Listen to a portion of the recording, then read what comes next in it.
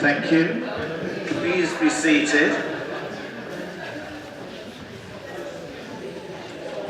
As the meeting hadn't actually begun when the mobile phone went off, I won't tax you the standard £10 for the Lord Mayor's charities. Anyway, item 1, apologies. Jennifer. Lord Mayor, I have apologies from Councillor Rowley. That's all the ones that I've been notified on. Any other apologies that we're aware of?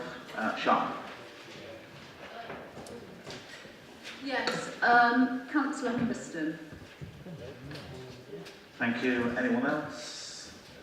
In which case, I recognise some people may be late, but we can take them when they arrive. Declarations of interest. Does anyone wish to declare any interests? No? Okay, we now move on to item 3 in the agenda papers, the minutes from last council. We're asked to approve those.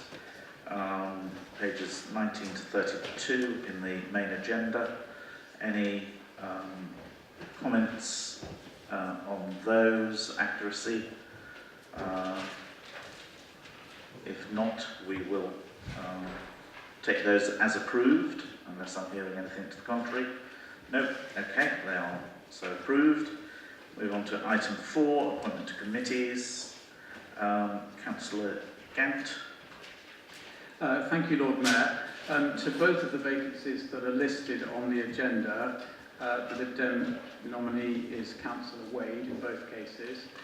In addition to that, we have a change, please, to one of our places on the General Purposes Licensing Committee, Councillor Wade to replace Councillor Harris.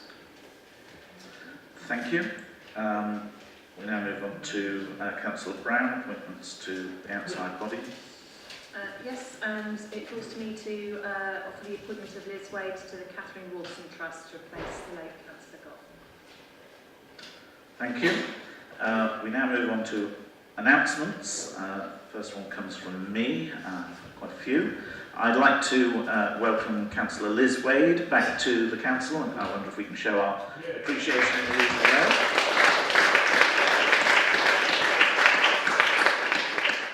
You mad fool.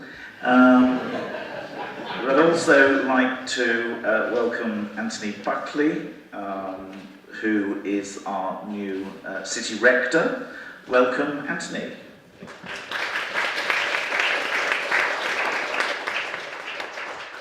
I would encourage you to stay for tea, but there is no duty to stay beyond that. Most of our officers leave as well, so welcome, and I hope you enjoy yourself in your time with us. I'd just like to make a quick few other announcements. The Lord Mayor's Christmas carols raised over £2,700 for Oxford Nightline and the Oxford Samaritans. I have to say my own singing was so bad it was good. But I hope the next incumbent will continue with this newly revived tradition.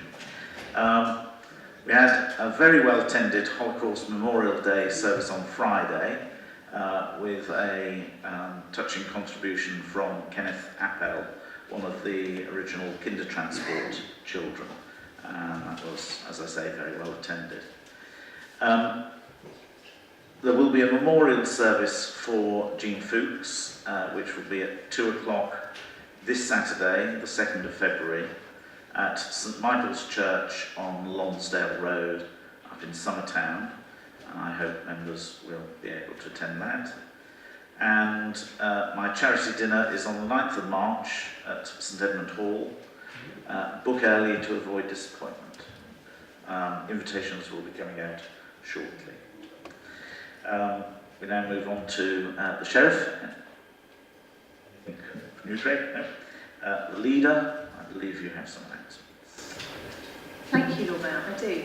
One of the stranger jobs of the leader is that you discover when you become leader is that it is your duty to approach the longest serving councillors in order, those who serve the longest times, in order to find out if they're interested in taking on civic roles for the next year, if they haven't already done so. Having done this, I am delighted to be able to tell you your next year's civic office holders, and they will be, for Lord Mayor, Councillor Craig Simmons; for Deputy Lord Mayor, Councillor Mohammed Altaf Khan; and for Sheriff, Councillor Steve Goddard. So I'd like to offer my congratulations to all three of them and to wish them well. I hope you enjoy your years in those roles, and Craig, you've got a hard act to follow, but we look forward to you chairing the council meetings as effectively as this year's Lord Mayor. So thank you very much.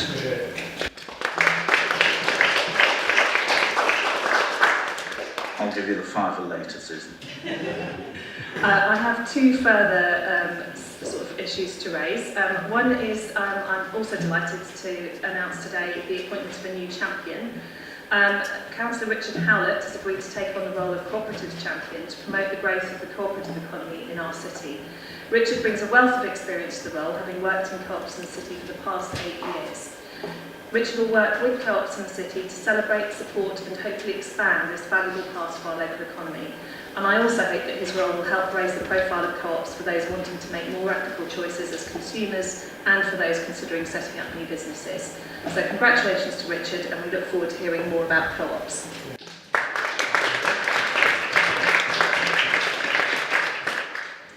My third topic, if I may, Lord Mayor, is on a much less happy note and relates to the Oxford Union.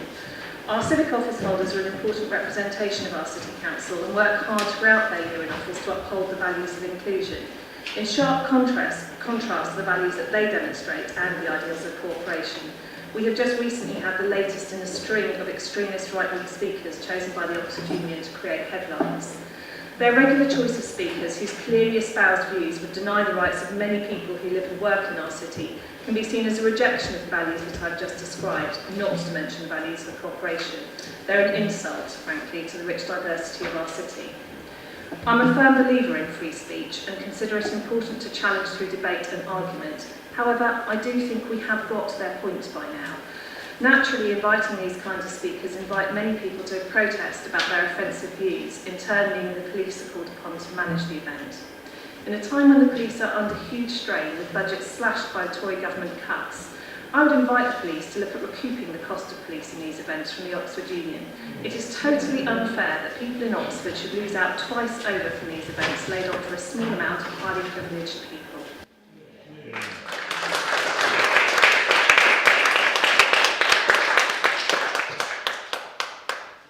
I'm not aware of any announcements from the Chief Executive, the Monitoring Officer, the Chief Finance Officer, and that has not changed in the last 20 minutes. Good.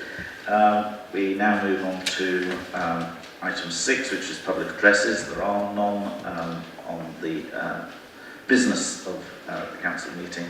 There are some on motions, and we will hear those later. So we move on to item 7, which is page 33 in the agenda, council tax reduction scheme. I understand, Councillor Sim, you would like to introduce this. Thank you. Yes, thank you, Lord Mayor.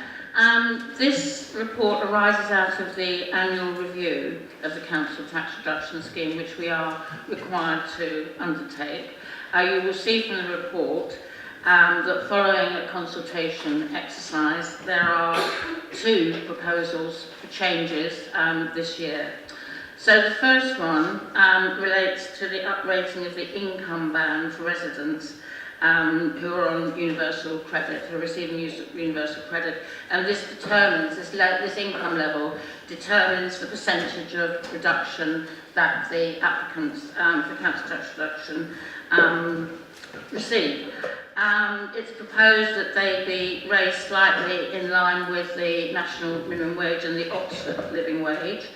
There will be no significant impact for the local authority on costs, but it will reassure recipients of the council tax reduction scheme that were they to receive a small pay rise, for example, they would not be materially worse off.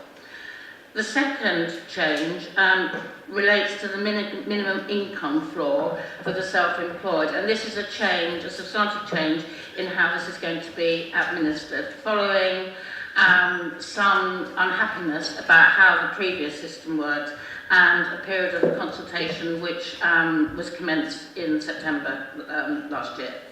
The previous scheme was based on an assumed number of hours of work per week and an assumed income based on the minimum wage. And this was deemed unfair by some self-employed people in our city who said that that grossly overrepresented how much they were actually able to earn.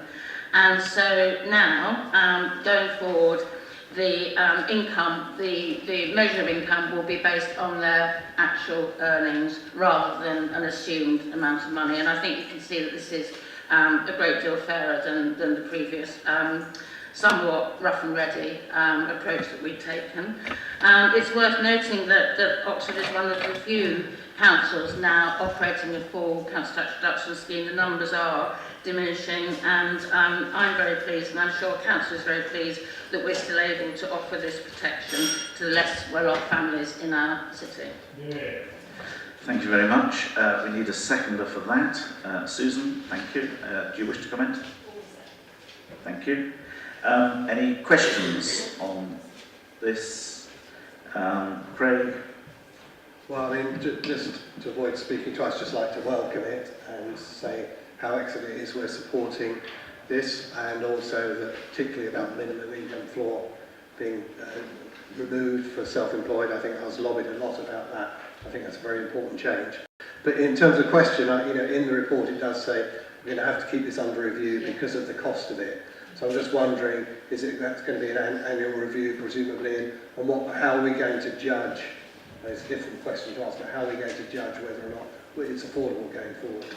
Well, obviously it's our aspiration to continue to support it. You're quite right to say that the financial costs are likely to increase going forward. We are required to have an annual review, and every year we will consider that in the wider context of the budget-making process. Joe? Thanks, Lord Mayor. Again, I'd like to welcome it as well. I had a couple of bits of casework which were self-employed childcare workers, and they were seem to be getting unfairly hit by this. So I'm just want to, I think I know the answer, Chris, but just to confirm that they will benefit from this, and this will put them in a better position. Yes, thank you. They will, and that's the idea. I mean, I think yes. I mean, your example of people that are working as childminders in their own homes is a very good one. Clearly, it's not full time. Clearly, it's not hugely well paid. You have other people such as peripatetic hairdressers that go to people's houses and are not working full time at all, but nevertheless are entitled to a fair assessment of what their actual income is, so that an appropriate level of support can be determined. Thank you. Any further questions or comments? In which case we need to move for a vote. Can I see all those in favour? Please show. That looks to be unanimous. Okay. We then move on to item 8. Agenda page 63, Councillor Brown. Thank you, Lord Mayor. So I'd just like to move the report, and in moving it, to say a few words of introduction. There's an independent panel that's set up to make recommendations to this council on members' allowances, and they give due weight to the obviously the spending of public money, but also the need to remunerate councillors appropriately for the work that they do. And I would like to take this opportunity to thank councillors all around the chamber for the hard work that they do all year round, and day in, day out. And I know that many councillors work long evenings, across weekends, and as well as during the week. So we are all, I think, committed to ensuring that the role of councillor is open to all, and that people are able to afford to take it on. And I think that is one of the issues that the panel have to balance when they're making these decisions. I also think it's absolutely right that we are not making these decisions amongst ourselves. It is obviously open to us to make representations to the panel, but I also think it is right that we then take their recommendations in full. Having said that, I understand that Councillor Gant will be moving an amendment. As I've just stated, all councillors were given an opportunity to make submissions to the panel so they could make an independent judgment. So when Councillor Gant moves his amendment, I would just like him to tell us whether he did formally submit his amendments to that panel before bringing it to council. And that's what I want to say at this point. I reserve my right to speak in the amendment debate. Okay, do we have a seconder for these recommendations formally? John? Lovely. Thank you. In which case we now move on to Councillor Gant. Your amendment is in the briefing note on the second page. Councillor Gant. Thank you, Lord Mayor. The answer to the question is yes, I did. We, of course, do not make the recommendations in the report, but it is, of course, open to us to accept them. And the independent panel presumably was invited to accept the assurances around the SRA to the second deputy leader in the same way that this council is. My job is to try and work out whether in fact public money is being used to achieve those things. I must stress that this is not absolutely an ad hominem policy. I see in front of me members of the executive board who work extremely hard and give great value to the citizens of this city. The question is whether the second deputy leader actually does more in the terms that we were told that he did. And I'll just remind council what they were. Firstly, partnership working. I asked for a list of partnership appointments that members of the board undertake. The second assistant deputy leader was not on it. Secondly, cross-party working. I can inform council that there has been none from the second deputy leader. The panel accepted the recommendations that it was given, but they are not justified. It is open to us to decide whether this is a legitimate use of public funds. It is very clear to me that it is not, and we have the power to stop doing it now. I move the amendment. Thank you. Do you have a seconder? Liz, do you wish to speak now or later in the debate? Good. Okay, we then move on to debate. Would anyone like to speak further? John? Well, I think the leader summed it up correctly when she said that we've got to get the balance right between enabling everybody to stand at council and to be a councillor, at the same time not misusing public funds. And what stands out for me is the way that on the county council, the way that the Conservatives keep their group in line is by paying them all $10,000 a year, which is twice as much as anybody gets, most of us get here on the city council. And that seems to me the real injustice. I think once we start picking at the threads, then there are all kinds of things. I made representations to the remuneration panel, and I got some of the things I wanted, I didn't get others. I think the answer to the Liberal Democrats or people who are concerned about this £5,000 is to make recommendations next year. Once we as councillors start deciding the basis on which we will be paid, it's a very slippery path. Thank you. Susan, sorry, Ross. Thank you. Reference has been made to the county council, but that's a completely different budget from a city or district council, and I would contend that they have far more responsibilities that take a lot more time, in fact. In fact, when a study was done, and I know I've been a councillor for many years, as you know, over 25 years, so I know, how these independent panels go and do their work and report. And in fact, I'm what is involved with being a councillor. Both with small children, teenagers, and also an ageing parent that I have to care for. So I think it's important that we do get this right. I agree with the amendment that we've got in front of us. I don't think it's right, and I can't agree with the last speaker, my Lord Mayor. The County Council is a completely different beast. It has a budget of over 900 million compared to the budget that we have here. It's a much bigger beast and therefore needs far more time. Last time that I did a reckon on, as you many know, I'm a county councillor, I actually managed to do 45 hours in 1 week just as a county councillor, and I'm sure that a cabinet member probably does more than that. Thank you. Yeah, Dick. Thank you, Lord Mayor. It's really as much as a question. The disadvantage that I have is I have absolutely no idea how much time our second deputy leader is having to spend and what he's doing. You know, we don't see that close up. So I really just have a question, and that is the independent panel that looked at this. Could I be assured that they did actually look at what people were typically spending and what the workload was when they come to their decision, or is it sort of picked somewhat out of a hat? I'd just like to be sure on that, because I feel at a loss to know what to think. Is there anyone further? Yes. Thank you, Lord Mayor.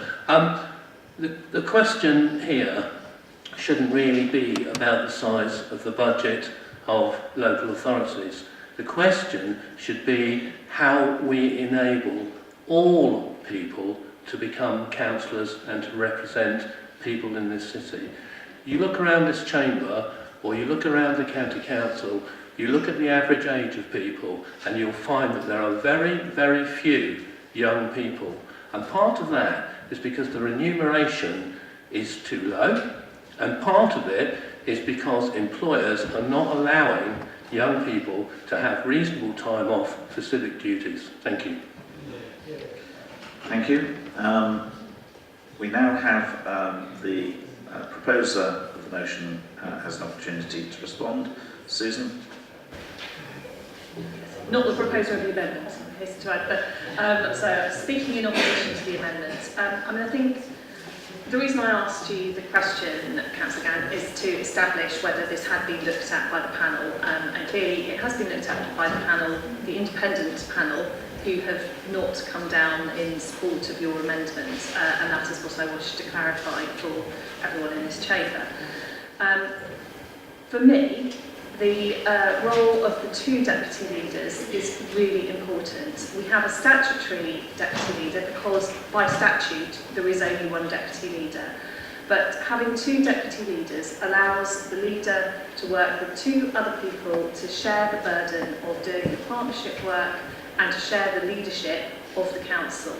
I think it's been invaluable for me having two incredibly able people, Linda and Ed, both able to support me in that role, and I'm really grateful to both of them. I think it's very clear that the remuneration panel has looked at this issue, has decided that it is perfectly reasonable to have two people doing that role, and therefore I reject your amendment and would urge others in the council chamber to do so as well. Liz, you have an opportunity to speak if you wish.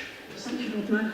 Just very briefly, I think the mistake here is to believe that we're deciding the basis on which remuneration is made. We're not looking at that basis of £5,000 odd a year. What we're looking at is there evidence that the non-statutory deputy leader should have an entire additional allowance for the work he does? And at the moment we haven't seen that evidence. And it's for that reason that we are contesting this payment to him. Thank you. Okay, and Andrew, you can sum up if you wish. Well, just very briefly, Lord Mayor, to say that, as I said at the beginning, the panel was presented with a justification in good faith. Our job is to ask whether that faith was justified. As Liz says, I don't believe we've seen the evidence. Thank you. We now vote on the amendment proposed by Councillor Gant and seconded by Councillor Wade. Can I see all those in favour? Please show.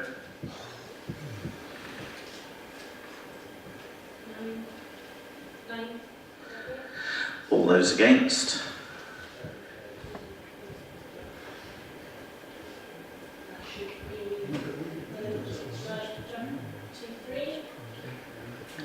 And abstentions? Okay, thank you. We now move to, I suppose, discussing the non-amended decision proposal recommendation. Is there any further comments required on this? Craig? Yeah, I was just going to ask a question of clarity. Under the C11, it talks about the scrutiny panel chairs having a maximum of 2 SRAs, but then it says 2,508, which I think is half an SRA. So I'm just wondering for clarity, is it really 2 to be shared, or is it half to be shared? Looking to officers, yeah? I'm looking to officers. Thank you, Lord Mayor. Yeah, so it's 0.5 total, which is 2,508, which works out as 0.25 each. So this is no change from the previous scheme, essentially. So just through you, Chair, so the 2 is incorrect, it should read half. What's that? Oh, 2 quarter SRAs rather than 2 SRAs, okay. Okay, with that clarity, unless there's any further discussion, we now have to vote on the proposal. Can I see all those in favour? Please show.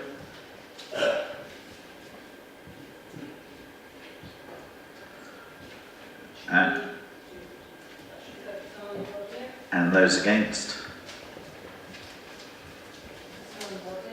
Thank you. Abstentions? Thank you. That, as you say, is carried. We now move on to item 9 on page 93 of the main agenda, pay policy statement. Councillor Chapman. Thank you very much, Lord Mayor. This is pretty straightforward. The Council is required by legislation to approve and publish a pay policy statement annually, and you have it in your papers. There's nothing substantial changing this year. The paper refers to some possibilities that were in the wind, but they haven't actually happened yet. But what I would like to do is take this opportunity to once again point out that the Oxford living wage is at the heart of our pay policy. It's a very good thing. It's something that we absolutely adhere to, and we expect our contractors and suppliers to do so in addition.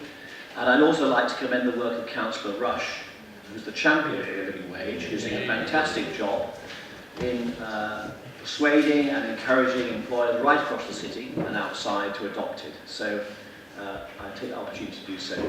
So I'm happy to answer any questions if there are. It's a pretty straightforward proposal. Thank you. Do we have a seconder? Thank you, Alex. And any questions? In which case, any comments? In which case, can we move to the vote, please? All those in favour, please show.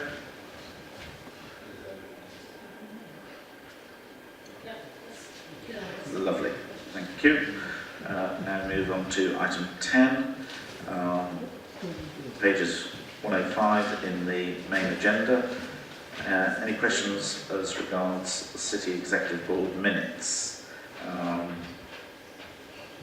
Perhaps we go through them. 105, page 106, 107, 108 and 109. Craig, I believe you had something. 110, 111, 112, 113, 114, and I believe Craig 150. Yes, I've already raised it with the leader that there's 2 spellings of Share Azal or Share Afzal, and it should be Share Afzal Khan. As the Pakistani community leader, I just wanted to check the street name wasn't incorrectly signed. Yeah, I thank Craig for pointing out the fact I've missed that typo on page 114. Fortunately, the correct bit is in the agreement, so I'm sure that it has been correctly named. I certainly hope so, and we will of course check. Okay, thank you. We will note that, and then we move on to item 11 in the briefing briefing note, questions on notice from members of council. We have 49, and I would like to work through them and see if anyone has any supplementary questions. So, number 1 is Councillor Gant to Councillor Clarkson on the tourist tax. Do you have a supplementary? No supplementary. Thank you for a welcome answer. Councillor Landell Mills to Councillor Clarkson on Gloucester Green. Do you have a supplementary question? Yes. I would like a little bit more information about any actual things that are taking place rather than long-term desire. Is there anything more substantial than long-term desire? Well, as you know, we don't own the land there, so it would require consultation with all the interested landowners there to come up with something that worked for everybody. But I agree that it's a space that could be improved, and I'm keen to take that further than what we've done at the moment. Okay, Councillor Gant to Councillor Clarkson, Town Hall accessibility. Once again, thank you. No supplementary. We look forward to engaging with that document. Councillor Gollard to Councillor Chapman, trees on the highway. I'm assuming... Supplementary. Have we made representations, have we say, so council made representations to the county? Can you switch on, please? Looks like what looks like a underfunding of funds which the city could usefully do with to deal with problems in certain trees and areas. How do you judge? I myself, specifically, but I've not made those representations, I'm happy to do so, but I have to say that in the context of the county council's austerity budgets, I'd be very surprised if we not forthcoming. Councillor Simmons to Councillor Chapman, as regards Shotover. Thank you very much for your answer. I must express my ignorance. I don't know which bit, the bit alongside the ring road, is that part of the park, or is it, because it's also wooded as you go up the hill, so I just didn't know whether that was included or excluded from the cleaning regime. So, well, since we drafted and published this answer, I've investigated this further, because I thought you might ask this question. The cleaning of Shotover is spread between the City Council and South Oxford District Council. So what I've been able to reply here is the parts that we are responsible for.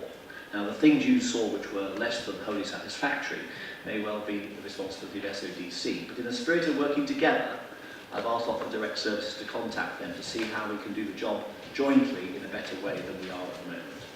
Yeah. Thank you very much. Councillor Wade to Councillor Upton. Supplementary, Lord Mayor. I'm concerned because when I spoke to the events manager on the 11th of January, I put forward various concerns expressed by 2 of the local residents' associations. Can the board member confirm that next year representatives of the residents' associations will be consulted? They haven't been at all after this year's half marathon. I don't think I can give that assurance. I think it's impractical to consult large numbers of people on dates for big events like this. I mean, we do take concerns back to the organisers, and I know you do that very effectively as well, Councillor Wade. So I think it has to be through you that representations are made to this, the organisation of this event. Thank you. Councillor Wade to Councillor Upton. Second question. Thank you, Lord Mayor. Urgent Sport.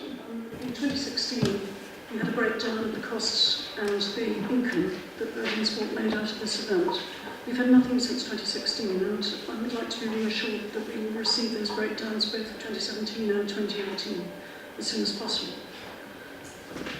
I will make sure that happens. I know that officers do get that information and can feed it back to us, so I'll make sure it gets back to you. Councillor Ross Smith to Councillor Upton, Quarry Sports Building. Thank you. I do have a supplementary. I'm actually very, very surprised by the answer that I got to this question. The Quarry Rovers representatives have been asking a similar question to this for many months, And indeed, the answer that we have here, the written response, is very similar to the one that they received in the middle of December last year. Please, can I be assured that we can have a transparent look at all of the spend on this project. It was over £1.2 million, I can see that. And as the money has already been spent, I can't see why it's now commercially sensitive. I will talk to officers about that, but I was assured that it potentially is commercially sensitive, some of the detail that you wanted, I think. But you've been given, I'm sorry, I've got the written response box on my copy in front of me, so I can't seem to remember exactly how much detail they've given you, but I can see that currently you've got very little detail. So as soon as we've got, there definitely is more that you certainly can have, and I hope to get full cost breakdowns of everything for you. Okay? Thank you very much. Councillor Ross-Smith, Councillor Upton, Quarry Rovers Ground. Thank you. Sorry, this is the same area again, and this is the hoarding which is behind the new building there. I really would appreciate being kept informed of what's happening with this hoarding.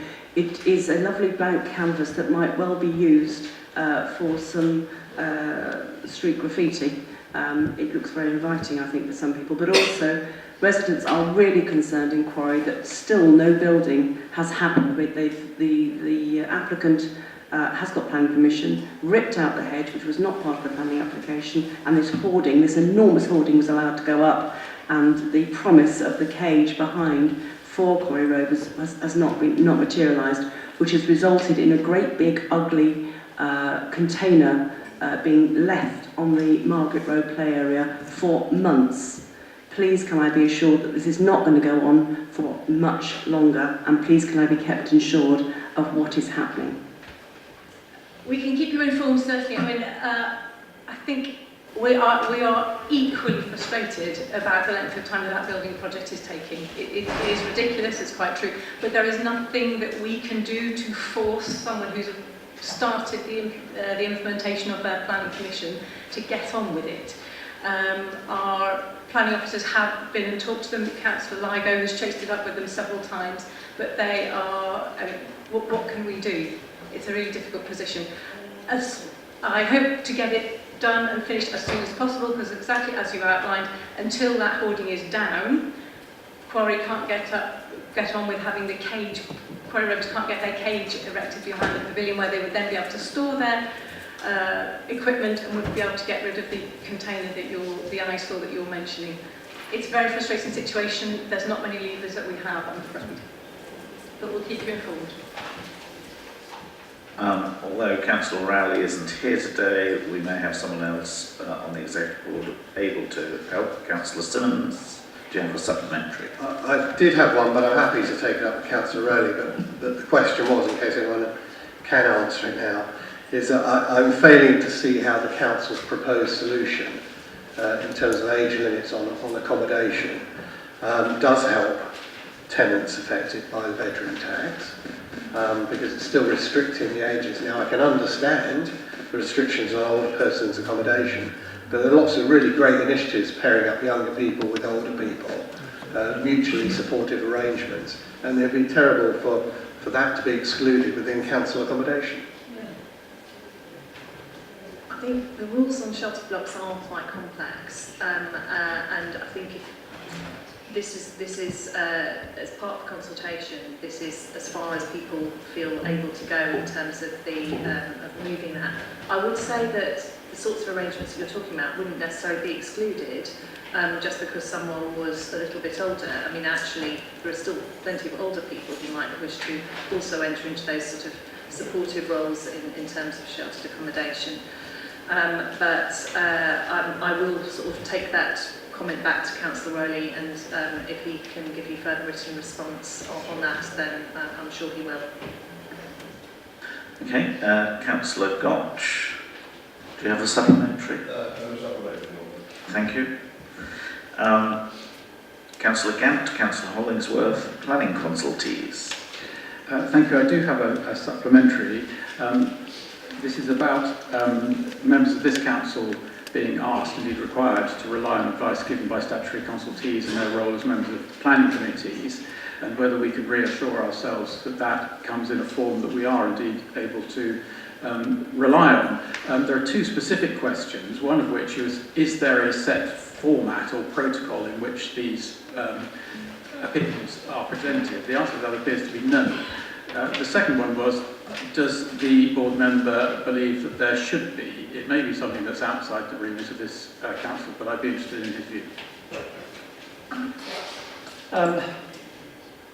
I'll use an example. The County Council uses a standard format. It's pretty sketchy in the sense it's just some headings, so there is a statutory format there. I'm guessing here that he may be referring to some of the statutory consultee responses we've had from the County Council, which seemed, planning committee meetings which I had attended, and I think he may have done as well, has seemed not quite up to the mark we would expect. So we do ask officers to continually check the accuracy, veracity and reliability of advice that we get. I think in terms of setting down a particular requirement is beyond our remit. I think it would be helpful for all organisations to be consistent, and I think the majority are. I think there is a specific issue which he and I are indeed referring to, and I think we've asked our officers to go back and just, with that particular consultee, ensure that the quality checks which we would expect to be in place are there. I think it's just once or twice there's been things which have been slightly less helpful than we want. Thank you. Councillor Gant to Councillor Hollingsworth, Barton Footbridge. No supplementary, thank you, Lord Mayor. Councillor Gant to Councillor Hollingsworth on the SHMA. No supplementary, thank you. Councillor Wolfe to Councillor Hollingsworth on the SHMA numbers. Thank you, Lord Mayor. Yes. It's a bit of a subjective question here, but having chewed through the SHMA report that came, I was amazed at the range of housing completions that were felt to be necessary, from the lowest figure of 93, sort of baseline per year, right through to the figure of 1,400, which is in our local plan from the previous SHMA. I'm just wondering whether Holder would agree that that is a remarkable range, which doesn't actually inspire confidence that we really know how many houses per year we do need in order to meet tackle our housing crisis. Right, I'll try and answer this as briefly as possible. First off, you're slightly comparing apples and pears, which doesn't necessarily help. Second point, and I drew this to the Council's attention in the previous answer, the text in italics. There is a significant difference between the formula, the basis of the formula for objectively assessed need and the SHMA. In particular, the main driver of the standard methodology for objectively assessed need is how many houses, housing units have been built in a particular area. And as the Office of National Statistics make abundantly clear, if you live in an area where not many units have been produced because, constraints of space, constraints of expense, so new households have not been formed, then that is not an indication that there is no housing need. It may be the opposite. And in effect, and the fact that the government included that in their most recent consultation, the 24th of October, I think indicates the government realised that for areas, and the same thing happened in Cambridge, this formula, which is designed to work across the entire country, is highly problematic in constrained areas like Oxford, like Cambridge, where house prices are very high and therefore household formation is very difficult. And it does not take into account hidden households, of which Oxford and Cambridge, for example, have masses in HMOs, shared accommodation, and such like. So that's the issue. The SHMA is a much better indication of housing need. That is why we are relying on it in the local plan. It was a range, and if you want, I can arrange for officers to give you a brief as why it was a range, because of course 1,400 was not the highest number, it was considerably higher than that. It was between 1,200 and 1,600 dwellings per annum, and it is based on the affordable housing need. And that range comes from that figure. So my response to him is, yes, they are wide. One of the reasons they are wide is that the objectively assessed need standard methodology is flawed. The ONS and the government have effectively accepted that it is flawed and that it needs addressing. And that the SMART is a better and much more reliable indication of what is actually needed in this city and beyond. Thank you. Councillor Gant to Councillor Hollingsworth, local land consultation. No supplementary, thank you. Councillor Wade to Councillor Hollingsworth, Central Conservation Area. Yes, Lord Mayor. Just a quick question. I'm very pleased that the conservation area is being looked at again, and particularly this little fragment of industrial heritage that's left. Can you confirm whether local councils and community societies can contribute to the decision-making on this? Because it's relatively new that we've heard that the conservation area can be extended. Certainly new to me. Yes. Well, I am the local councillor, so I'm hoping it will be consulted. I will be consulted. But in this particular one, there are other local councillors, the other areas that are being looked at. Yes, obviously, because the impact not just on the community groups and local councillors, but more importantly on the landowners concerned, obviously there's a significant issue. We aren't able to, even if we want to, just simply extend the conservation area without a precise consultation. So I think the likely sequence of events will be we will do the consultation now on these three effective areas, and then we'll bring back the results of that consultation on that specific element together with all the other consultation responses, MCB report, which will go, I can't remember which one, it's got to go through before the end of March because we want to submit this as part of the local plan documentation. So the consultation has in effect already begun. Councillor Wade to Councillor Hollingsworth, Oxford Dance Forum. No, right. Councillor Wade to Councillor Hollingsworth, Oxford Flood Alleviation. Just very briefly, can Councillor Hollingsworth advise when an update can be expected on the work that's being done to try and organise? I think the answer to your specific question is no, not off the top of my head, but I would hope soon. Work has been commissioned by through the County Council, I think. Through the County Council, I'm looking at yeah, so the County Council and the University have jointly commissioned. County Council as the Transport Authority, the University is a significant landowner and obviously looking at their landownings at Oseley Mead and connectivity issues there. They have got external people looking at this, and I would hope that they would report fairly soon. I should say it is quite likely that given the vast number of landowners involved in assembling the OFAS thing, I think it's 300 different parcels of land and probably almost as many different landowners or landed interests, it will take them quite a while to disentangle. But I mean, obviously, it would be a very good thing to have, whether it's achievable or not. I think, as the letter to the MP made clear, is open to some question again. Okay, Councillor Wade to Councillor Hollingsworth, building work in Wolvercote. Thank you. Councillor Wolfe to Councillor Hollingsworth, Gibbs Crescent. No supplementary, thank you, Lord Mayor. Councillor Landell Mills to Councillor Hollingsworth, Westgate, traffic congestion. No supplementary. Thank you. Councillor Wolfe to Councillor Hollingsworth, Seacourt extension. No supplementary, thank you, Lord Mayor. Thank you. Councillor Simmons to Councillor Hollingsworth, Meadow Lane, Car Park. Thank you for the answer, no supplementary. Councillor Wolfe to Councillor Hollingsworth, Oxbens Meadow. Thank you for the answer, no supplementary, Lord Mayor. Councillor Landell Mills to Councillor Hollingsworth, Park and Ride. No supplementary.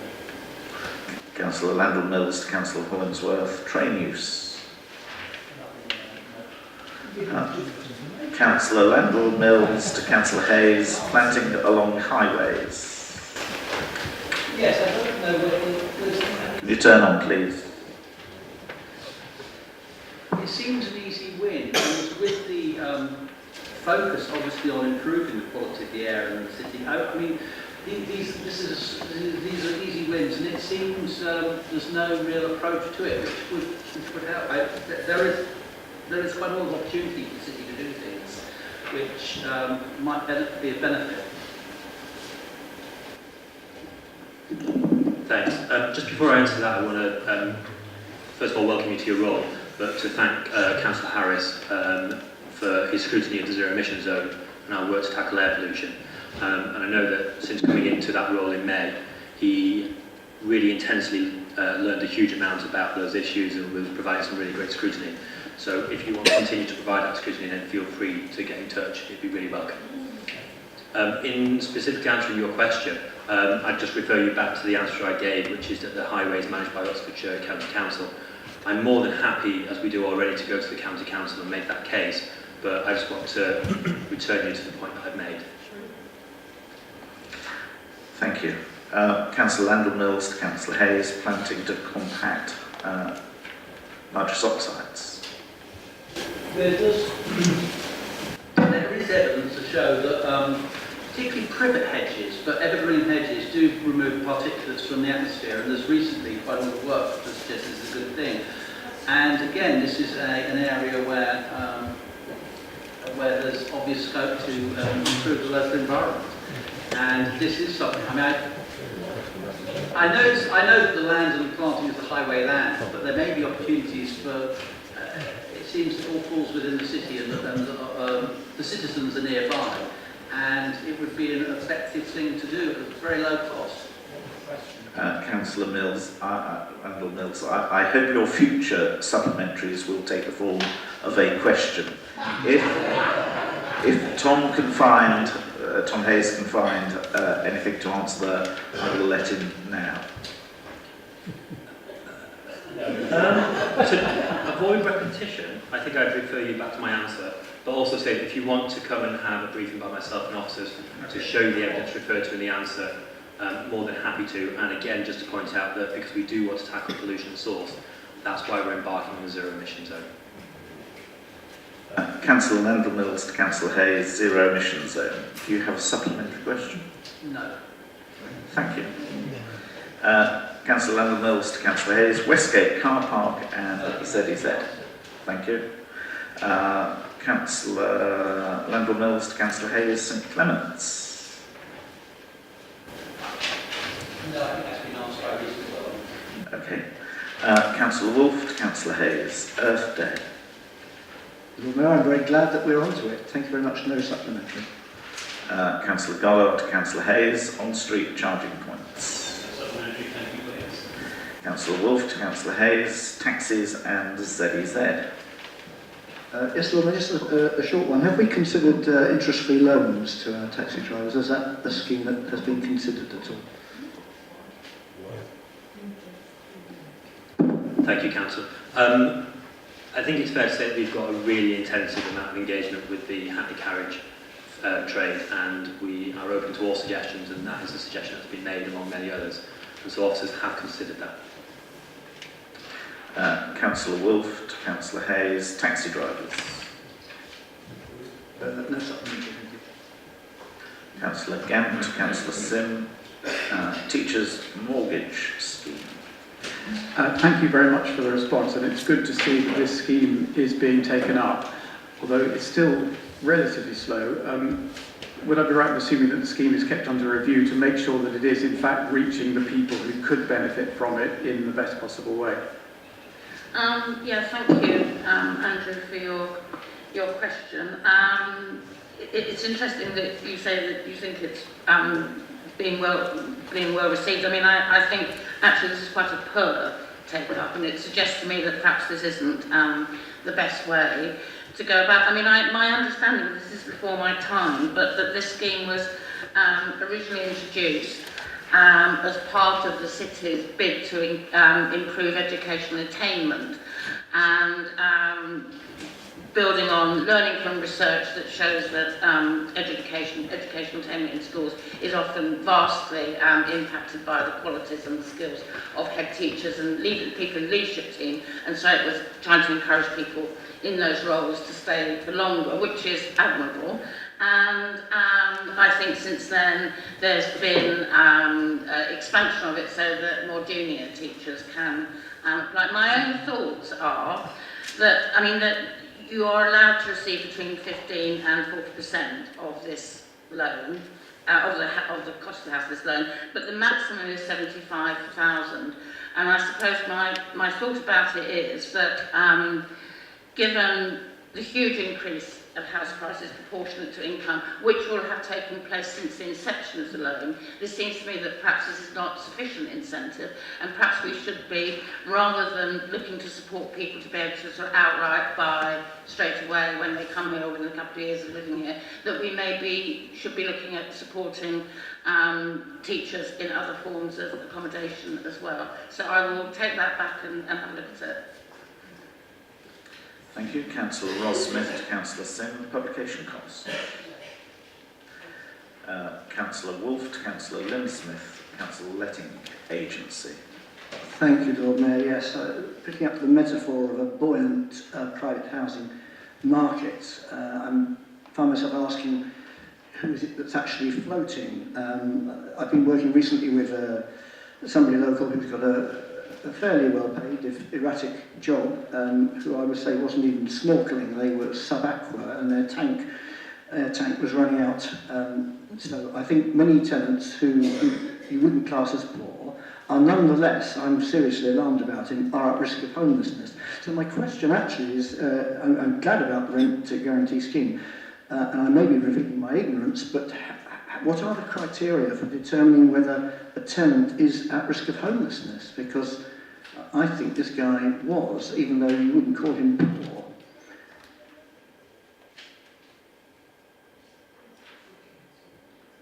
If he was evicted, he wouldn't have a deposit for the next place.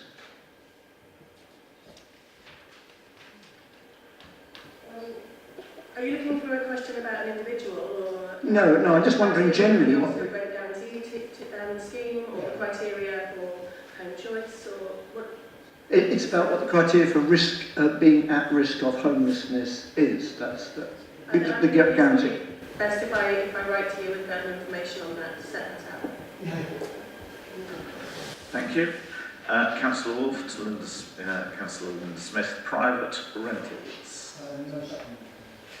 Councillor Simmons to Councillor Linda Smith, no local connection. No, I await to hear the decision on the 7th of February. Councillor Wade to Councillor Linda Smith, rough sleepers SWEP protocol. I do. I have to say that I'm disappointed that the suggestion that 4 degrees Celsius should replace Syria hasn't been taken up and responded to in the response, but the supplementary I've got is slightly different. It's about the window that's open for rough sleepers so that they can access SWEP. That's only open between 9 o'clock and 9:30 every night, and I wonder if the board member would consider whether this should be extended. Several of the rough sleepers don't manage this. It's partly their chaotic lifestyles, it's also information about where they have to go to, and it would be much better if it could be extended, say, from 7:30 in the evening after the gatehouse closes and they're bedding down for the night until 9:30. I'm asking for a 2-hour window rather than a half-an-hour window.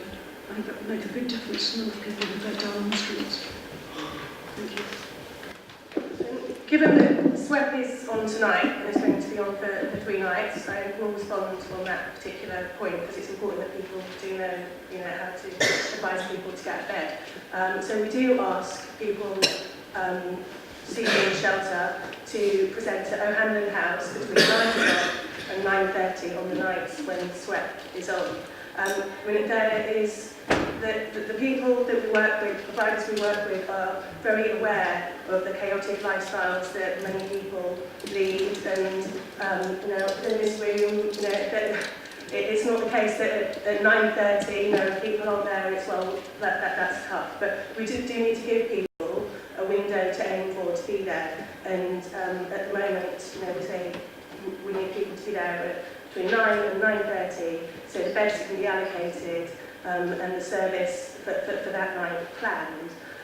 But I think what is behind your question, Councillor Wade, is the fact that SWEP is a really poor way to run any service. We realise that. We don't want to be, allocating beds for 1 night, for 2 nights, on the basis of 1 degree here or there. So it's our ambition as a city council that no one has to sleep rough on the streets of our city. That's what we're working towards. And we've given a commitment that, you know, next winter we want to be moving away from SWEP full stop, and have beds available continuously available throughout the winter from October to March, you know, they're just basic provision available so that people have a safe and warm place to go to, so we can make good on that. Our ambition of no one having to sleep rough on the streets of Oxford. So next winter we can actually say that next winter nobody will have to sleep rough, because there will be somewhere where people can go. And that's why, you know, I'm really pleased to be able to share with the Council this evening that officers have submitted a planning application to open a new emergency shelter in a council-owned building in the city centre. And the aim is to have that up and running for next winter. And that will provide 60 beds on an emergency basis. So we can really start to make good on that commitment. And you know, so we're not just talking about it, you know, we are actually working on it. And I think this is a really welcome development.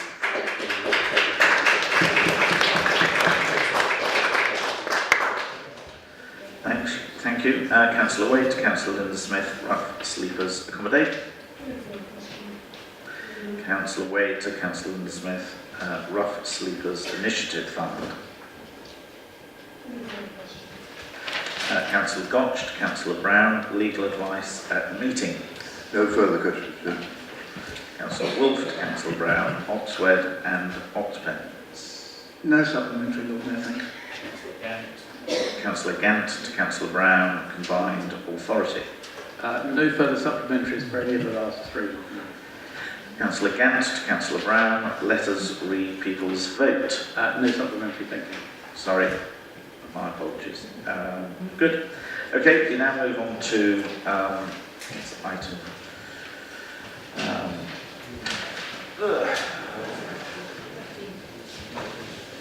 12 we skip because it's public addresses, so item 13 is on the main agenda, page 135, outside organisations reports. Councillor Brown, I believe you'd like to introduce this.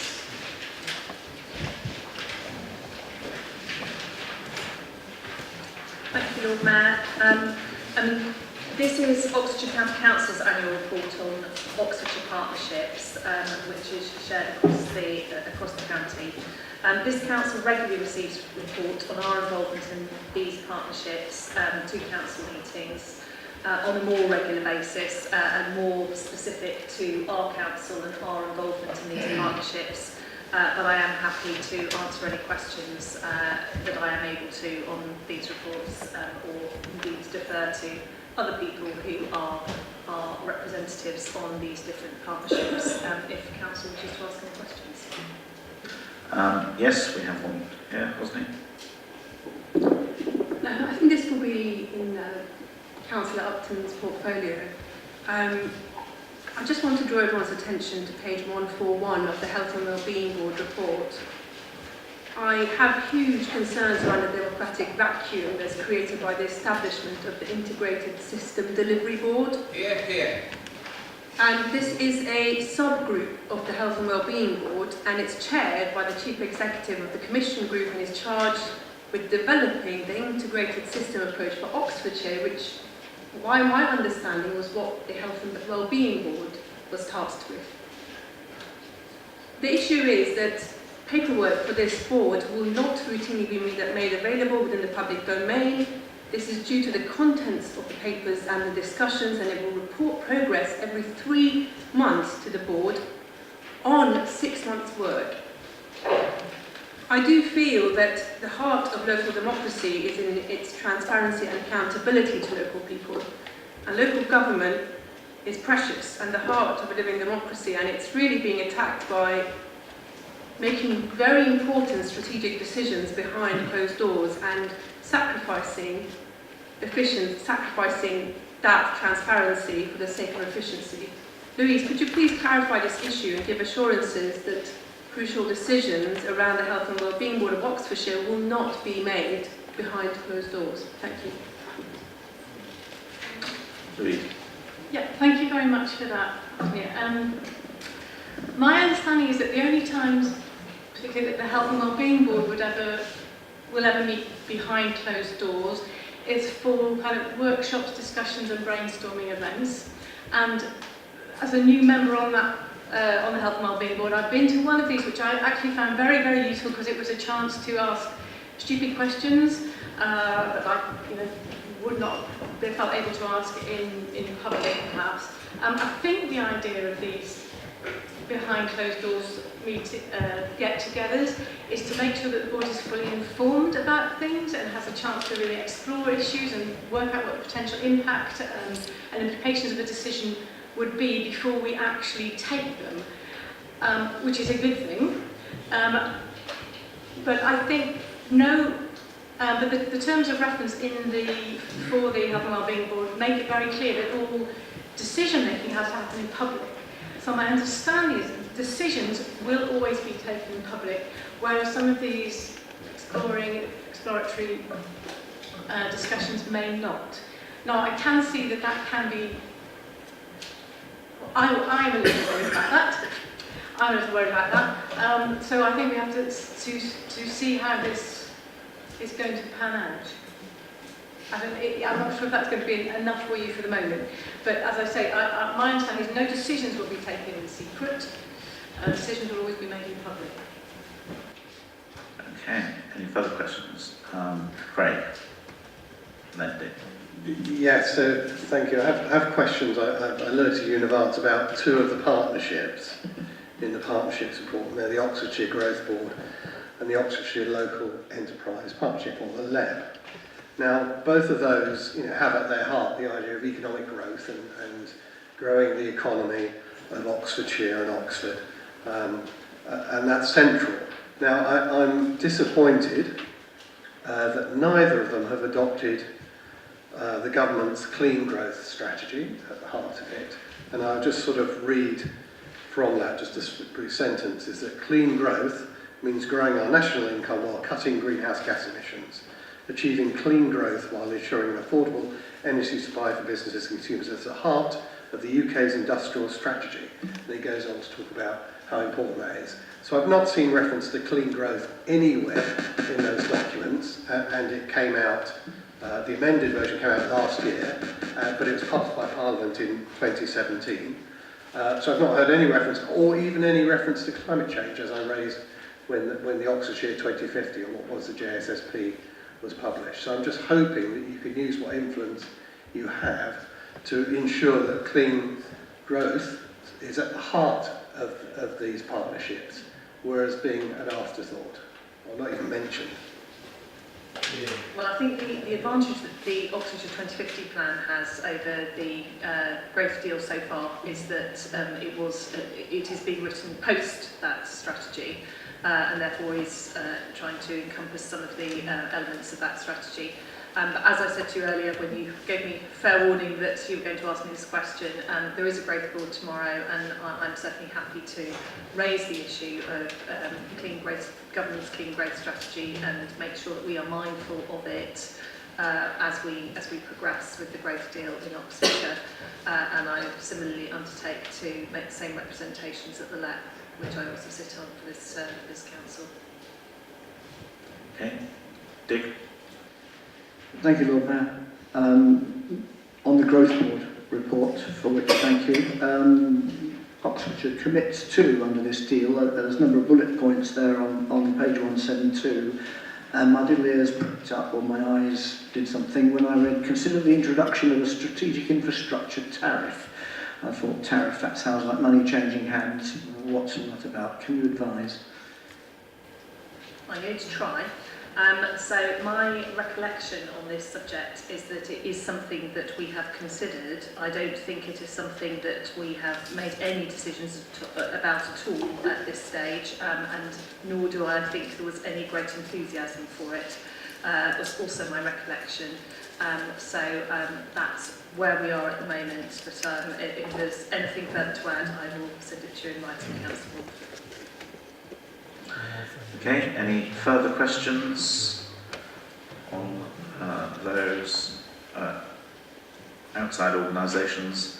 If there isn't, can we note those reports and then move on to item 14, which is the scrutiny Committee update report. Councillor Gant. Thank you very much, Lord Mayor. I don't think I have a great deal to add to what's in the report in front of you. I would just like, as always, just to thank and recognise the hard work of our Scrutiny Officer, Stefan, particularly since in recent months he's also been shouldering the extra work associated with the new Growth Board Scrutiny Panel, with, as usual, without seemingly batting an eyelid. I'm pleased to say that the officers tasked with that task are now all in place, so we have Stefan back all to ourselves. I think I'd just like to also welcome Councillor McMahon as the new Vice Chair, Councillor Curran back as a member of the committee, and just refer colleagues to paragraph 2. The Scrutiny Officer will soon be looking to collate a long list of suggestions, so do please contribute to that list. Okay, any questions to Councillor Gant? Craig. Well, I guess this is a sort of a question and a comment. We had obviously the Westgate also in the Scrutiny Committee, and we had, the Westgate General Manager and Development Manager there. And they did say they flatly refused to accept there'd been any increased traffic because of the Westgate. And I guess my point is, in the light of the question today we've had, which essentially accepts there is an issue with traffic, is there any way that we as Scrutiny can get back to them and challenge them on that point? Because I don't think anyone had the facts and figures at the time to challenge them on that. As far as I can see, the principle is that members of Scrutiny can raise any issue they wish. And if you want us to, revisit that in 6 months' time or whatever with those specific points, then absolutely. Thank you. Any further questions on this item? In which case, we will note the Scrutiny Committee update report. We now move on to item 15, motions on the notice. What I would propose that we do is take the first motion, because I think and break for tea at that point. If we can let the caterers know that we might be a little bit early, because I understand with the second and third motions there are speakers who wish to address us before we debate those. So I would propose that we take the first motion, retaining democratic rights for EU 27 citizens. Councillor Harris, I believe you're proposing. Thank you, Lord Mayor. The whole country seems to be in a state of preparations for dire events, namely Brexit, whether the catastrophe of a no-deal Brexit or the mere disaster of the government's proposed deal. So that is why I have tabled this motion, to attempt to safeguard those of our citizens who wish to exercise their democratic rights, as they have done in Oxford for many years, and who are a very substantial part of our community. It is one thing to say, however wrong I think it is, that we sever our existing links with the European community. It is quite another thing to say that European citizens who've made their lives here should be deprived of rights they currently enjoy. This is a matter that I believe affects all parties represented in this chamber. It affects people who want to vote, and it affects people who wish to stand as councillors, and indeed people who are elected as councillors. The government's act, the EU Withdrawal Act, does not itself deprive people of rights, but it gives power to the Secretary of State by regulation to do very sweeping things which could, legally speaking, include actions of the kind that I'm hoping to stop. And that is why I put forward the motion asking the council, I know many members opposite share my general outlook and the outlook of my party on these issues, and that we should preemptively attempt to discourage any moves towards implementing those powers in the Withdrawal Act in a way that would unjustly disadvantage our citizens. So that is why I propose this motion. Thank you. Thank you. I believe we have a seconder. Councillor Gunn, do you wish to speak now or you wait? Okay. John Tanner. Thank you, Lord Mayor. This affects this chamber quite personally. There are members sitting here who might not be allowed to sit here in future, and it affects the many EU 27 citizens in this city who regularly vote for one or other parties represented here, and even for parties not represented here. What the government has said is that in 2019, people will be able, who are EU 27 citizens, will be able to stand, and that they will, EU 27 citizens will be able to vote. But thereafter, that will not be the case. Now, with this government, you never know, because you never know whether they're actually in power. We know they're in office, but whether they can actually deliver what they want, say they want to deliver, we will never see. So I think this motion is particularly timely. I think we should all support it. And in fact, I think we should go further. This is the view of the Oxford European Association, that we should actually be saying that all EU 27 nationals should be allowed to stand and to vote in general elections as well. Okay. Yeah, Councillor Correa. I would like to say I feel very happy with this motion. I'm Portuguese, I'm a European, no British. And I think it's very, very important to vote this motion and to put this motion to go in the good direction of we can say, Brexit, if we have Brexit. Thank you very much.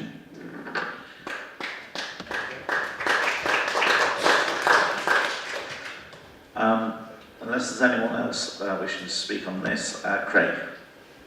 Yeah, I was just going to say, Greens are very supportive of this motion, of course, and at a time when we should be broadening the amount of talent we have access to as a local authority, it's a great shame to be narrowing it. And some of the talent within this chamber, as John said, wouldn't otherwise be allowed to be here. And what an outrage that would be. So we're very supportive of this motion. Unless there's anyone else who wishes to speak, Councillor Garden, do you wish to speak now? Thank you. I'll just echo what everyone else said. I absolutely second this motion, and I hope it gets approved tonight. I would just like to end with a statement in the form of a question that I don't expect to be answered tonight, but I have been out speaking to the people living in Oxford every week, and that every week the recurring question is, where is the Labour Party, and why is it that the backbenchers are representing Oxford City better than the MP of Oxford East? I haven't got an answer for them, but I do think you need to look within yourselves and answer that to the cities, people living in the city. Thank you. Councillor Harris, would you like to start? I think I've heard no opposition, so I would hope this is generally accepted to be a positive motion. I would finally echo Councillor Garden's remark that it is a great pity that on this issue it has been the Liberal Democrats consistently making the running, and while there are many individuals in other parties who are doing things, we would be in a completely different situation if the National Labour leadership had taken a different stance. Right, we now move to the vote. Can I see all those in favour of this motion? Please show.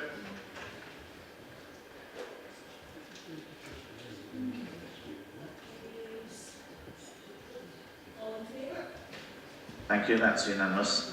We will now break for tea and return at 7 o'clock. Thank you.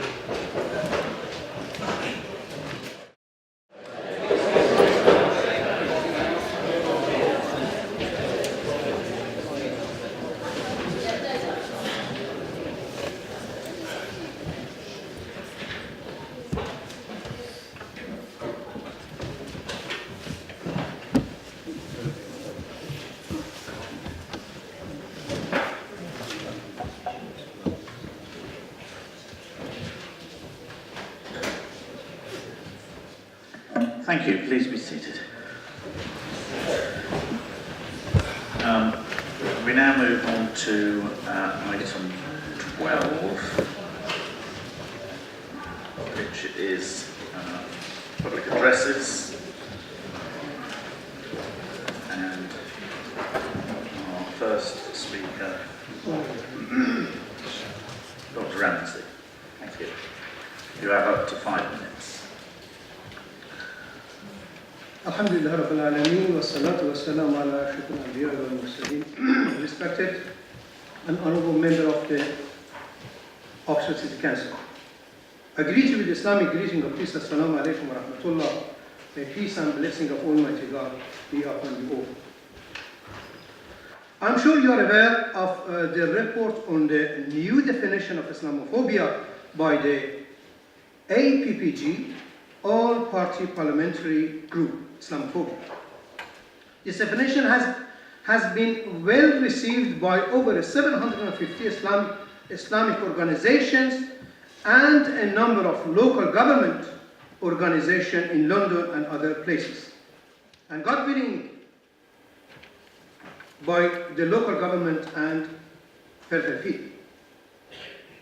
Honorable Mayor, we are living in an excellent, just country that highly values and respects the rights of all individuals or communities.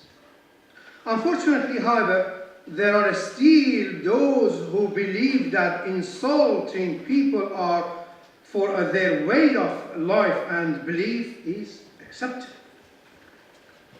They insult and abuse the weakest member of society. Honorable friends, wrong is wrong, no matter who says it or who does it. In 2017, 1,535 victims of Islamophobia were reported, and I, as founder of the Tell Mama campaign against anti-Muslim hate in Thames Valley, believe the figure would have been much higher if all of the victims of Islamophobia has reported the incidents to the authority. Dear friends, we must realize that behind these numbers are Muslim women who have been abused in the street, old men and women who have been harassed or spat on, their scarves pulled off, been victim of physical violence, hit, kicked, and sometimes put in hospital. There are people who are so scared that some do not come out of their houses in case of being attacked or abused or become victims of the Islamophobia. Dear honorable members, the definition of Islamophobia can be example. When a well-positioned member of society belittle the woman who chooses to wear the full hijab by calling her a bank robber or a postbox, that is Islamophobia. When a community is dehumanized by describing them as a cockroaches, and this is broadcast on the media, that is Islamophobia. Dear brothers and sisters in humanity, we all have a responsibility to bring all members of all communities together and live as a one large family, British family. We all should care about each other's well-being in order to create a healthy and just society. And the new definition of Islamophobia is a step in this direction. We need to recognize this definition and raise awareness of what constitutes Islamophobia and that it is not welcome here in Oxford. We need to make sure all members of our society enjoy the right that everyone is entitled to, and that if anyone wants to abuse the right of others, then the long arm of British law will reach them anywhere they are. Dear respected member of Oxford City Council, I thank you for listening, and God bless you.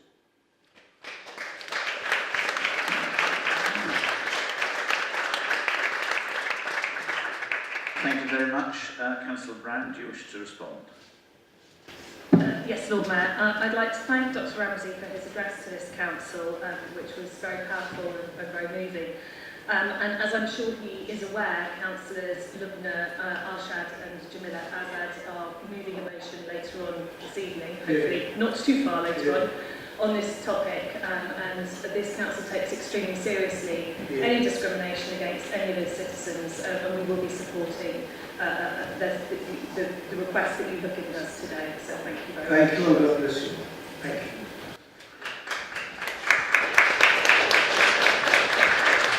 Thank you. Can I remind people to turn their mobile phones off or to silent? And can I thank Councillor Belly Summers for a £10 donation to the Lord Mayor's charities.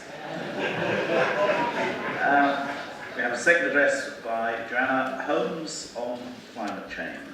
Can I start by making a correction? I'm Joanna Gill, not Joanna Holmes. There's a mistake. My apologies. Hello everybody. I want to start by saying that I'm aware this is going to sound like a very personal statement, but I am also talking on behalf of Oxford Climate Lobbying, which I'm a member of. I first learned about climate change 30 years ago when I was studying geography for GCSE. In those days it was called the greenhouse effect, and it was just beginning to be a serious cause of concern outside of narrow scientific circles. In the 30 years since then, a lot has changed.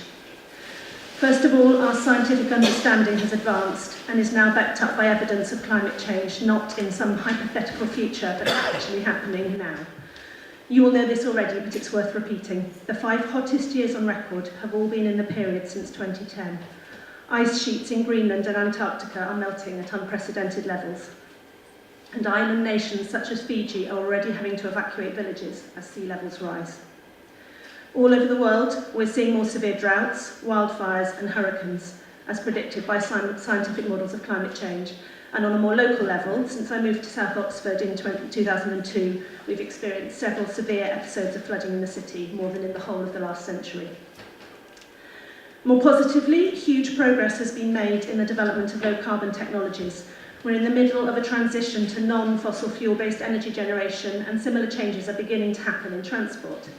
Our houses and our appliances are far more efficient than they were 30 years ago. We have the technology we need to make a swift and just transition to a zero-carbon world. However, in spite of the optimism which followed the Paris Agreement, political action to tackle climate change has consistently been too little and too slow. CO2 levels in the atmosphere have continued to rise year on year and now stand at 405.5 parts per million, well above the 350 parts per million deemed safe by scientists, and there is no sign of any slowing down in that upward trajectory. As the motion before you states, the 2018 IPCC report tells us we have just 12 years to act if we're to keep temperature rise below 1.5 degrees Celsius.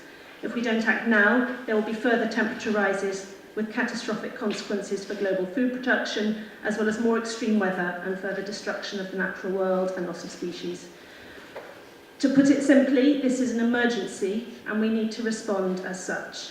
That means, as stated in the motion, that local governments should not wait for national governments to act, but should take action themselves and demand a national response. All policies need to be considered in the light of the overwhelming priority of tackling climate change. Leaders at all levels need to tell the truth about the scale of the problem, to explain to people the lifestyle changes we all need to make. And finally, Rather than using this issue for political point scoring, there needs to be genuine cross-party action. I happen to be a member of the Labour Party, but I believe it's so important that all parties work together on this. I know many of you are concerned about social justice, as am I, and I want to say to you that social justice will only be achievable if we tackle climate change. First, because the poorest people and countries are and will continue to be the hardest hit by climate breakdown, and secondly, because acting on climate change gives us the opportunity to improve people's lives through the provision of warmer homes, better public transport, improved air quality, and high-quality jobs in the green economy. I have 2 daughters, aged 10 and 14, and I worry all the time about the world they will inherit. I know others in Oxford climate lobbying fear for their children and grandchildren too. If we do not take immediate and drastic action to tackle the climate emergency, we're likely to see a major impact during our lifetimes and even more during our children's. I want to ask if you have children or grandchildren, and if you also worry about the world they will grow up in. And I also want you to think about what you will tell them when they ask in the future what you did about the biggest threat facing us as a planet. You're in a privileged position as councillors. You have more power than average citizens to do something to confront the emergency facing us. That means, I believe, you also have more responsibility to act. I hope you'll pass the motion before you and that you will make that the beginning of your action on this issue and not the end of it. Thank you very much.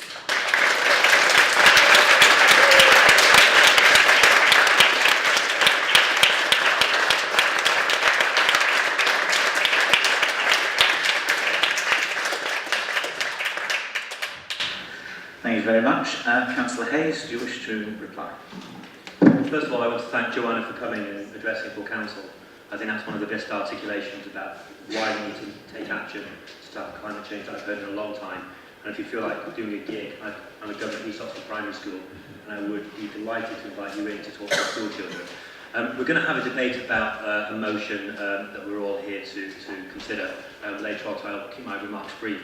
But I think when we do have a government which isn't focusing down as much as it ought to on climate change, when we have the most powerful man in the world who is denying that climate change exists, it can be pretty impossible to feel like there's something hopeful and meaningful to work towards. But that's why I think local action, such as the one you're proposing, is so important.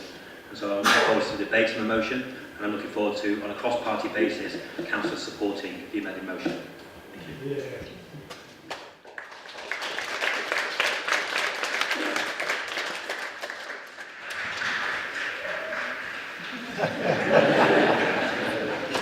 Bit of an echo there.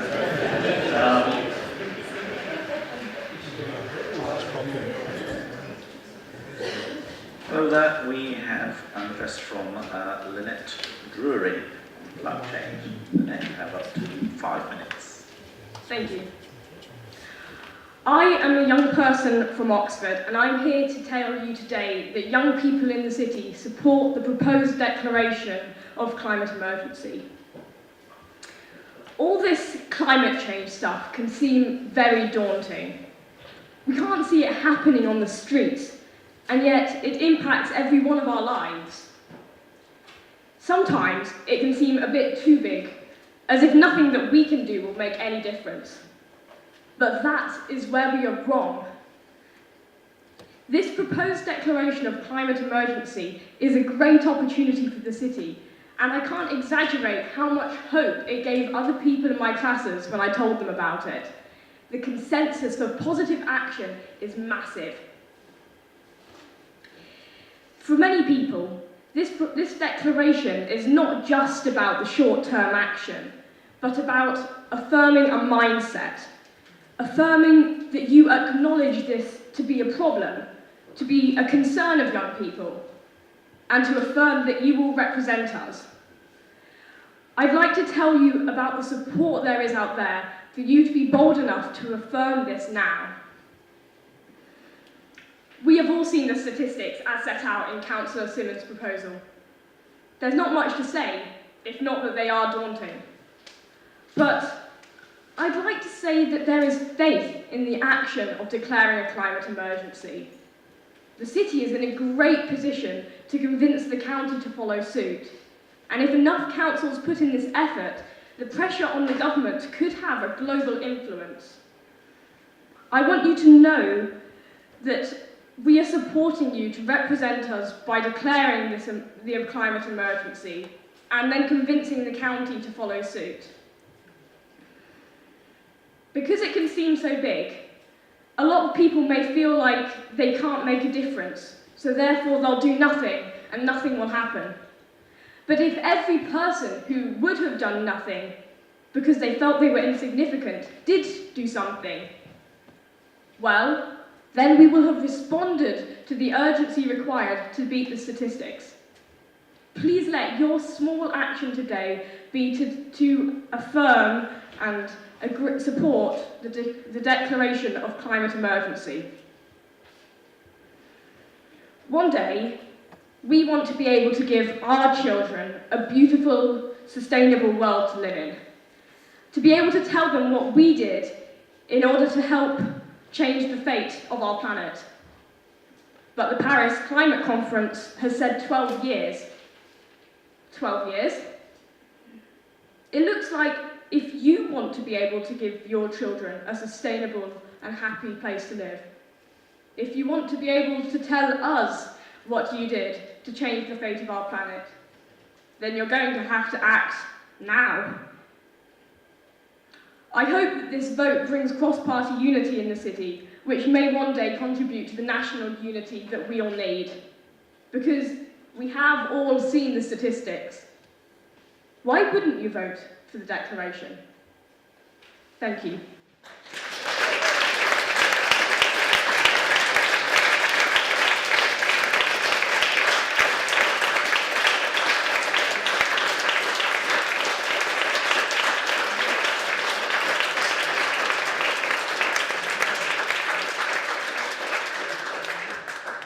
Councillor Hayes, would you like to respond? I think I speak for everybody when I say that was an absolutely excellent speech, and we want to thank you very deeply for coming here tonight to address us on an issue which is going to affect you and your generation more than probably any other generation. I think we're all going to reflect on what you've said, we're going to have a debate, and we're going to think about how we as a city can not just clean up the carbon emissions in our own estate but across the city. And if you need any support in convincing the County Council to adopt this motion, do get in touch, we'd be more than happy to help. Thank you.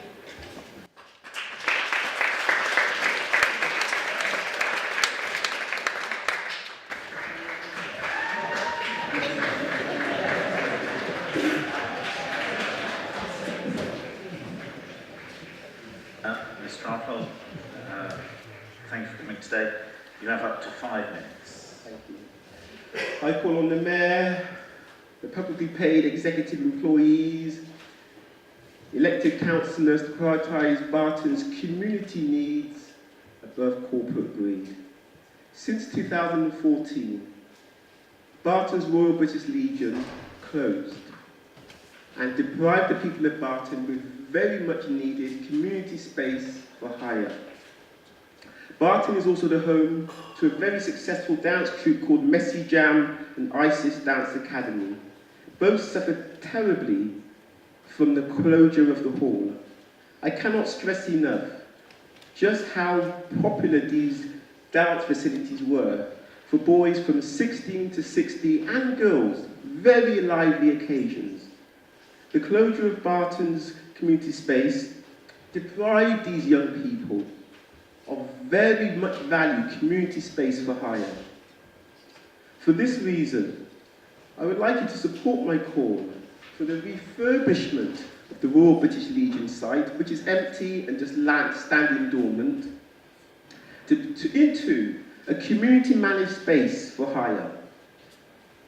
With Barton's 800 youngsters under the age of 18, all could benefit from a well-managed community facilities with, this is what we need, a sprung dance floor, a function hall capable of accommodating 200 people, a bar, and something which is unique to Oxford, an Aunt Sally alley, and also a 12-seater computer suite.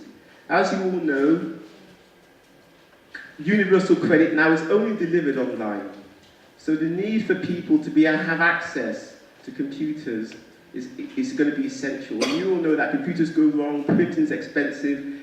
This could be an absolute wonderful facility for the people of Barton. and Sandhills. Unfortunately, Councillor Riley said, I would like to see both a community facility and housing on the site, as has been successfully done on the Barnes Road, though on a much more modest scale.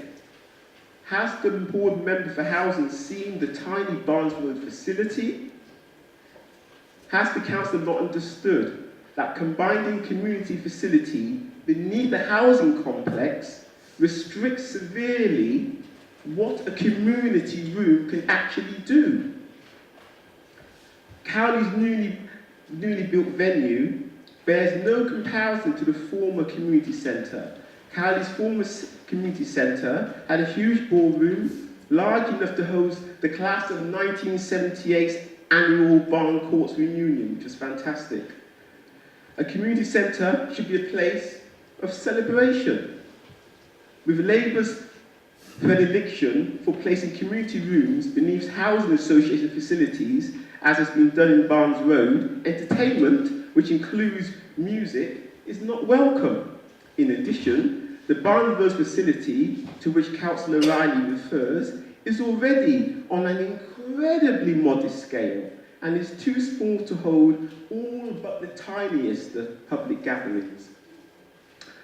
Sandhill and Barton urgently needs a first-class, purpose-built, standalone community centre, as government benefits, banking, financial services all go online.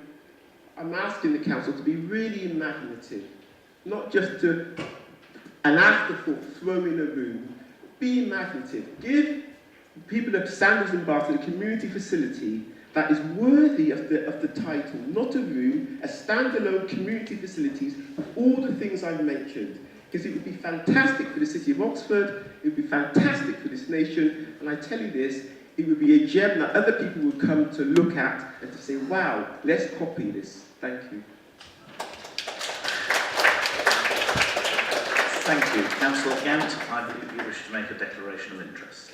Yes, thank you, Lord Mayor. I apologise for not mentioning this before. Mr Atwell's address mentions the venue at Cowley, which is now run by the ARC-T Centre, of which I am a trustee. That's only a relatively recent development, and the centre had nothing to do with the development of the site or any licensing or planning applications, and I have no pecuniary interest, but I want to put that on record. Councillor Sim, you've given a written response. Is there anything you wish to add? Yes, I would actually like to make members and members of the public aware of the content of my written response. First of all, on the issue of the British Legion building, it has experienced break-ins and damage, and it is unusable. And so a demolition has been served, and the site will be redeveloped at a later date. I'm obviously not in a position to say what that redevelopment might comprise at the moment. And going on to the issue of community facilities in Barton, the City Council, we are committed to improving community facilities across the city, and Barton is no exception. We are investing just under £1 million in the neighbourhood centre so that it can better meet the needs of local people, including the capacity for a doctor's surgery, which people who are living in Barton have been asking for years, if not decades, and I'm really pleased that we're finally able to make that happen for them, and people don't have to make the trek across the ring road and so forth. We're making the entrance and the whole building more obviously welcoming to make it easier for people to access the services. And we're increasing spaces for community events and for activities. These include the Advice Centre, which Mr Artwell quite correctly referred to the difficulty some people have in accessing the information they need regarding welfare benefits, including universal credit. They can get that help and support at the Advice Centre. We also have breakfast clubs, lunch clubs, a community food cupboard. I think we regret that there is a need for such a thing, but it is there. Dance classes, exercise classes, activities for children, youth activities and a bingo night. The new Barton Park development includes the pavilion and space at the new school, which will also be open for community use and community groups. The comparison with the venue in Cowley is not really terribly helpful. I mean, you will be aware of the history of the venue at Cowley. It is actually now, it is not one room, it's several rooms, it's very well used. It is, as Councillor Gant said, it is now under the management of a fabulous RT organisation which work very closely with young people, with disadvantaged groups, providing a whole range of activities, including actually a lot of music. And you will see from my written response, which I can't articulate the whole thing, that it is extremely well used now. I mean, it took a while to take off because these things do, because you have to build around them. But I see no reason to be pessimistic about either community development in Cowley or in Barton.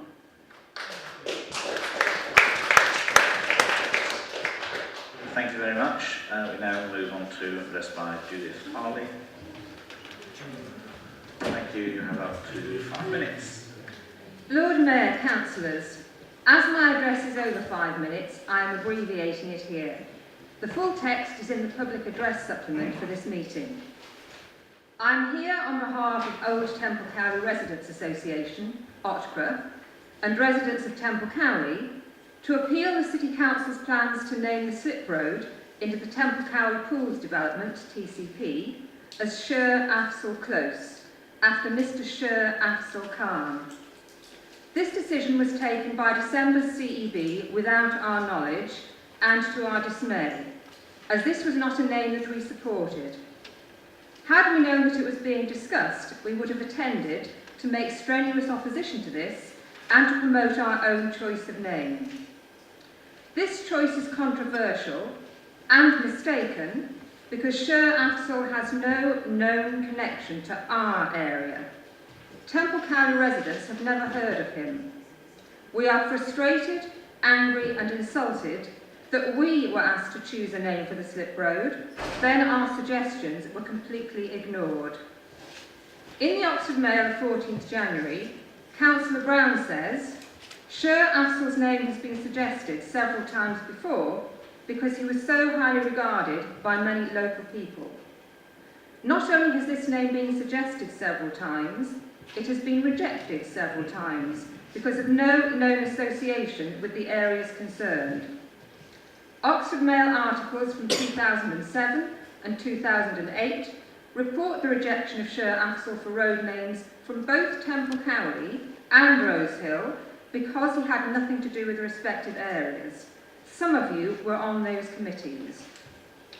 Given these planning precedents, rejecting Sher Afzal from both Temple Cowley and Rose Hill, why should Temple Cowley now be subjected to having the same name foisted on us for the same reasons? If Sher Afzal's name wasn't suitable in 2007 because he had no direct links to the area, it isn't any more suitable now, 12 years later. As Mr. Khan died in 1999, it isn't as if he was able to generate any connection with this area in the intervening years. This choice adds insult to injury. First, you demolish our swimming pool and gym. Then, you allow bulky development to overshadow our library, taking its parking spaces and detract from our conservation area. Now you name the slip road after someone we have never heard of, with no known connection with this area. Residents of Temple Cowley wanted the new slip road name to acknowledge the area's connection with the Knights Templar, and following a meeting of some 30 to 40 residents, suggested Templars End.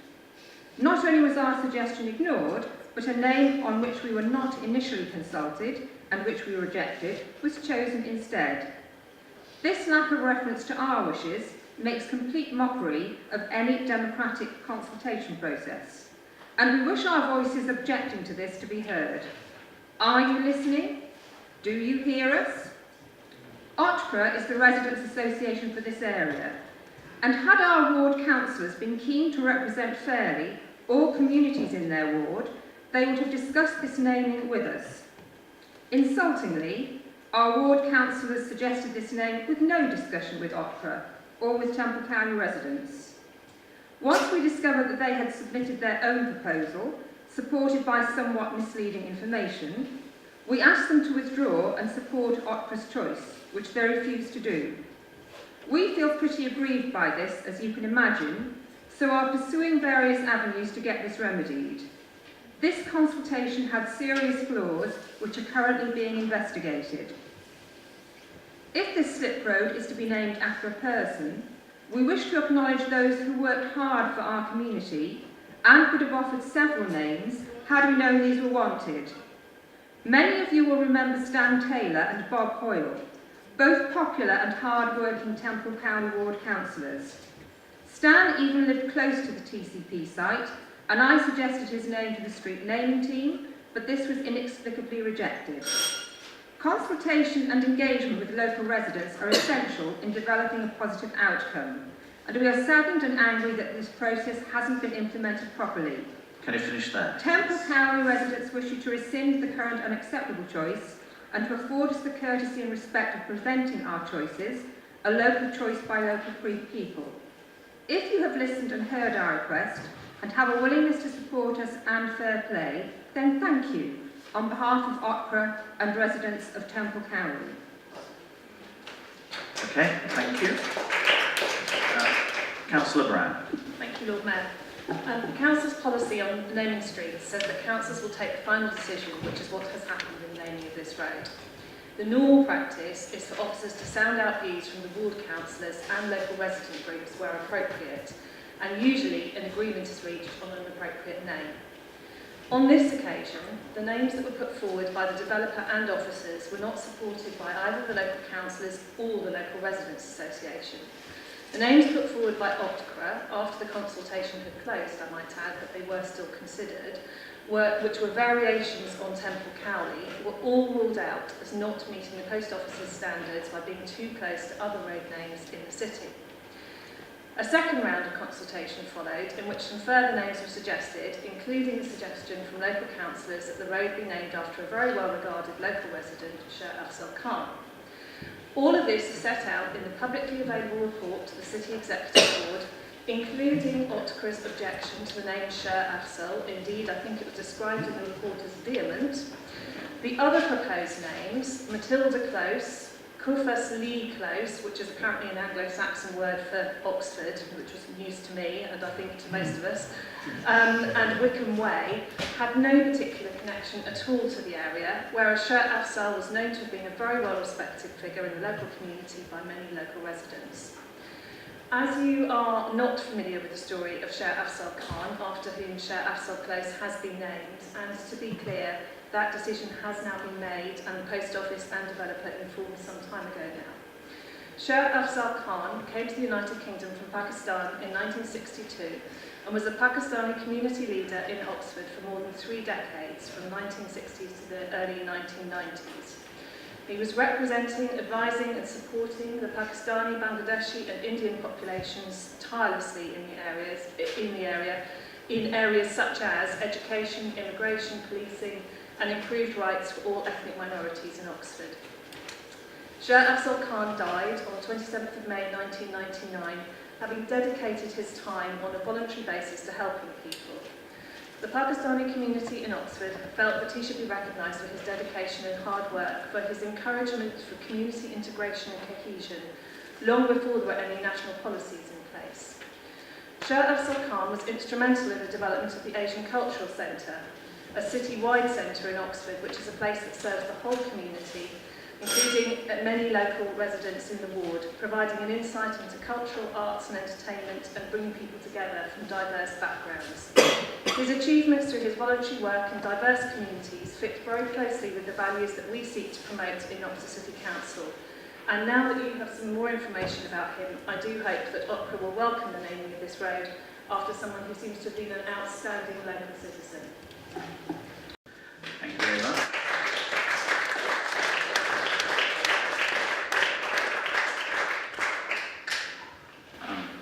We now have a question from Mr. Artwell on consultancy costs.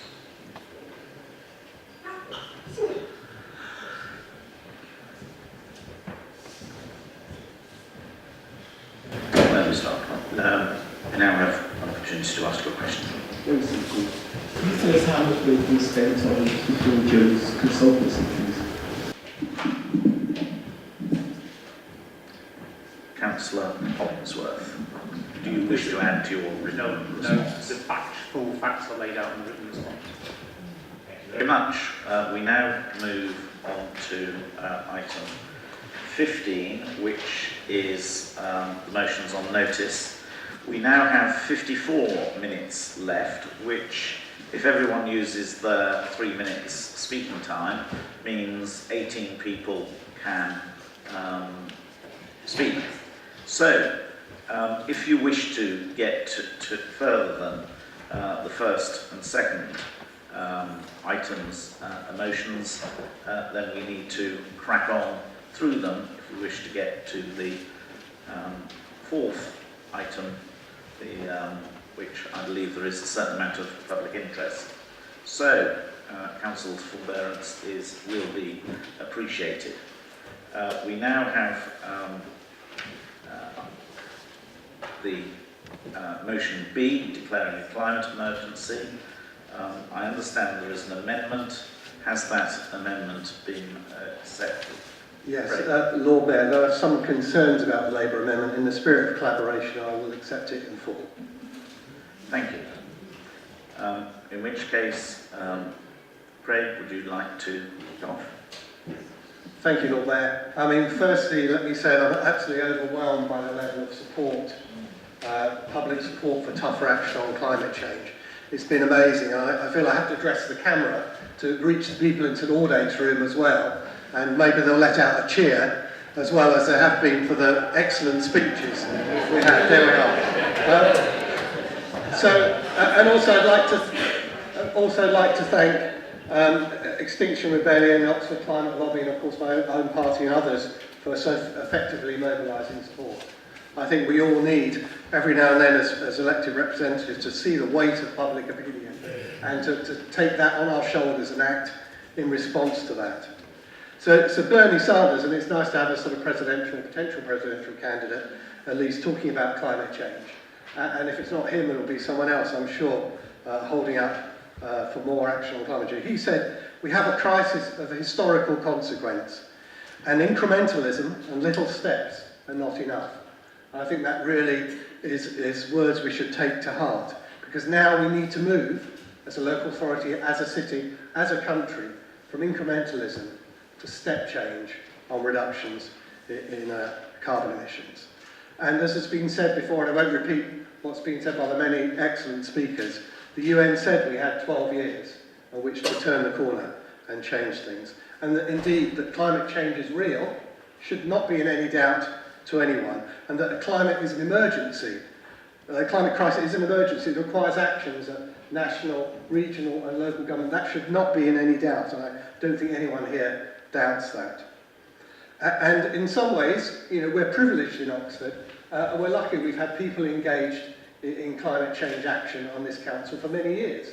We had our first climate change strategy in 2005, and we're now on our third iteration of that. And as a result, we have managed to reduce our own climate change emissions, greenhouse gas emissions, by 25% in the last 25 years. So that's 15 years, sorry. And the city have taken on board a whole range of initiatives, not least divestment from fossil fuels, and investment in local renewable capacity through the Oxford Low Carbon Hub, which is the envy of many. We've provided loans to that organisation. The City Council also coordinates Low Carbon Oxford, which is comprised of a number of organisations looking at 40% reductions. But none of this is enough. The latest figures show that Oxford City Council emissions are reduced by a third since 2005. And at that rate of change, we won't get to climate neutrality for 2 or 3 generations. We need to act sooner. We need to act more promptly. We need to declare a climate emergency, and we need to set a carbon neutral target of 2030. Even if we switch from our current strategy of achieving incremental emissions and instead focus on absolute emissions, it's going to be challenging. And if you allow me just to finish off here. No. Okay. So, well, please support the motion. Thank you.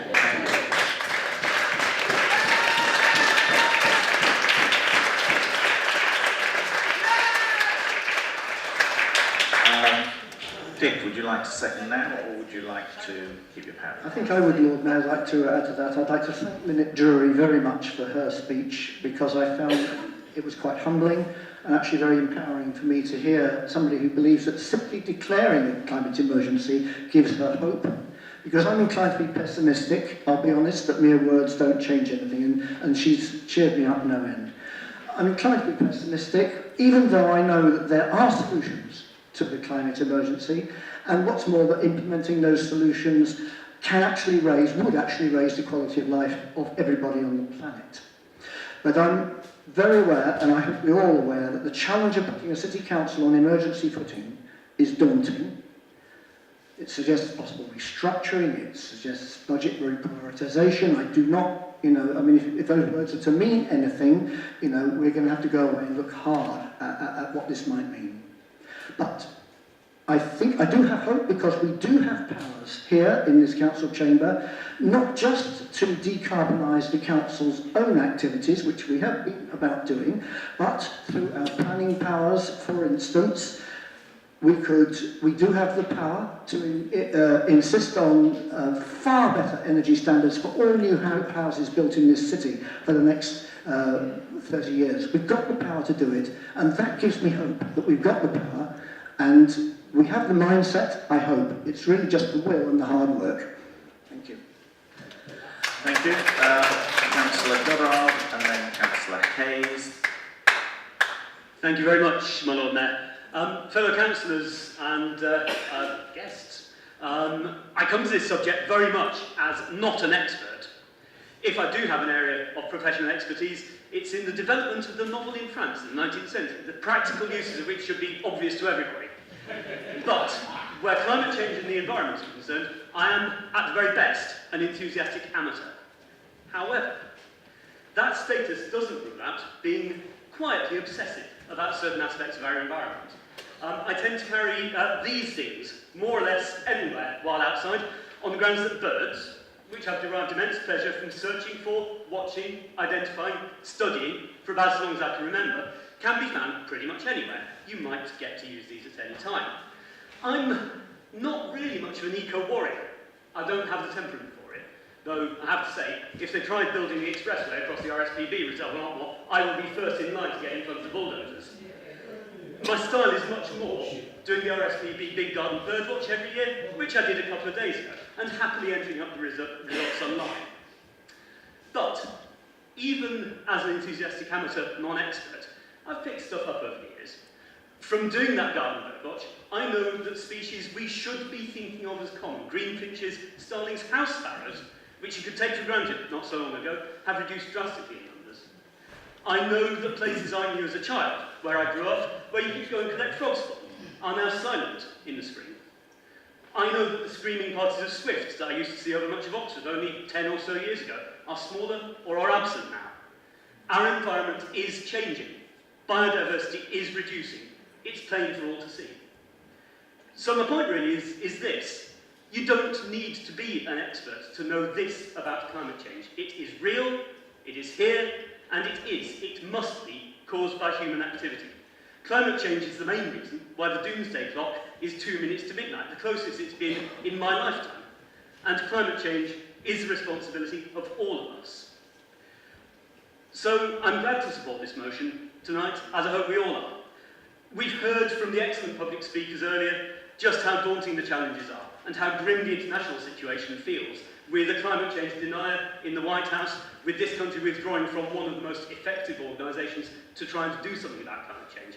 It's entirely possible to feel despair at the little that any one individual or organisation can do, given the scales of the problems that we face. But we must, all of us, individually and as a council, do what we can. And this motion represents a very good step in that process. Let's pass it unanimously tonight. Thank you.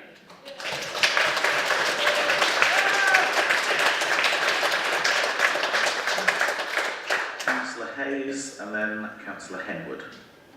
Thank you, Lord Mayor. I want to pick up where Craig left off, which is to talk about privilege. I think we're privileged that we've got so many citizens and campaigners who are here, who take this issue so seriously, and it's a particular pleasure to see so many colleagues and friends from Oxfam, where I used to work, and also in the role that I have here in the City Council.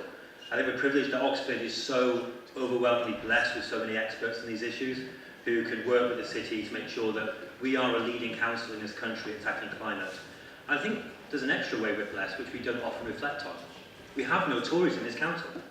We don't have a single Tory that can disrupt cross-party working. And that means that we can all in this council unite around tackling climate change. We do obviously face some really big challenges. We have the world's most powerful person who denies climate change. We have a Brexit which is going to be devastating for our environment. And it's worth pointing out too that this council does bend the ear of ministers. It does lobby government around post-Brexit governance to make sure that we have a watchdog with teeth to protect our environment. And we also have the challenge of austerity and financial pressures. We do all that we can with the resources available to us to tackle carbon. But it's important to also reflect on the ways in which we do a lot. And I think that's particularly important because the impression I'm getting from talking to some people today is that the council is doing nothing. This council is a world-leading authority at tackling carbon. And if you deny that, then you deny the power to do good and make change happen. It's important for the city to know that as a council we've done a lot in order to know that we can build on that success. And so it's great to hear Craig talking about some of the ways in which the council has been innovating, some of the ways in which we, given that our estate contributes 1% of carbon emissions to the city, means that the city council has to work with those partners across the city to clean up our carbon. But also to talk about the ways in which, yes, we've got a target to reach 40% reduction by 2020 on 2005 base levels. But there's two things there. The first is 2020 is around the corner. The second thing is that we know we've got 12 years until we reach a really awful state. So what is our new target? What is our new vision? And I think it's important for council to know that actually there's been a significant amount of work that's been going on in this area. We've had significant meetings taking place with all of our partners to develop that vision. And I'm very, very, very much looking forward to coming out fairly soon with further information on that.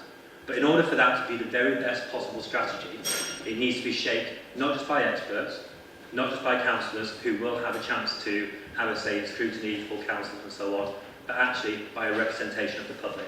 And so I'm particularly pleased that this amendment is going to allow for that to happen in a way which is both cost effective but also impactful. Thank you.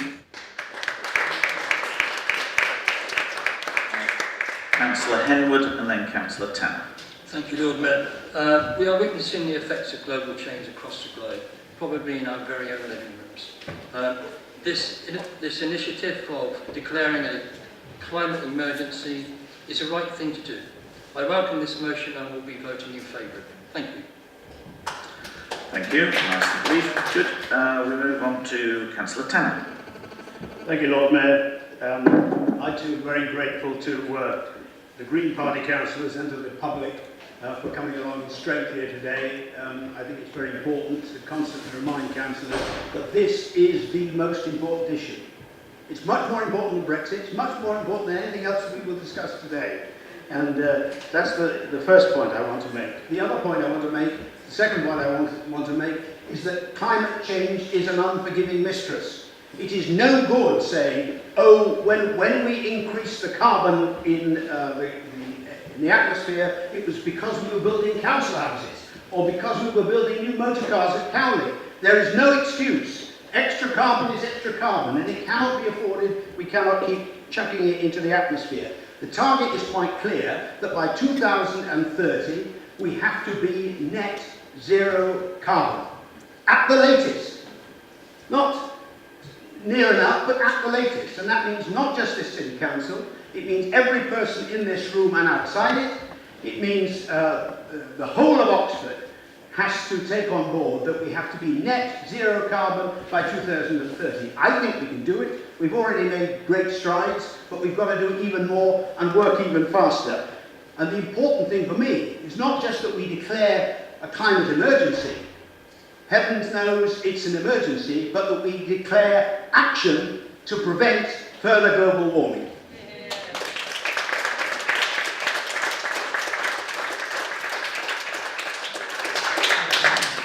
We have the Deputy Lord Mayor, Councillor Howlett, Councillor Gant, and I was hoping that we might close there, unless Dan will add on to it. Okay. Thank you, Lord Mayor. First of all, I'd like to thank the two speakers who spoke very articulately, especially the young lady who come across. And it's so refreshing to see children or young people like that care about this climate, how important it is.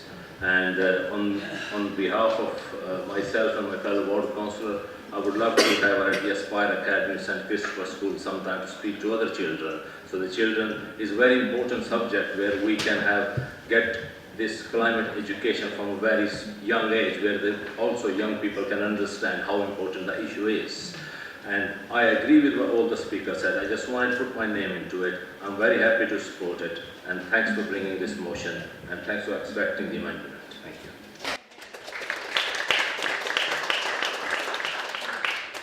Councillor Howard. Thank you.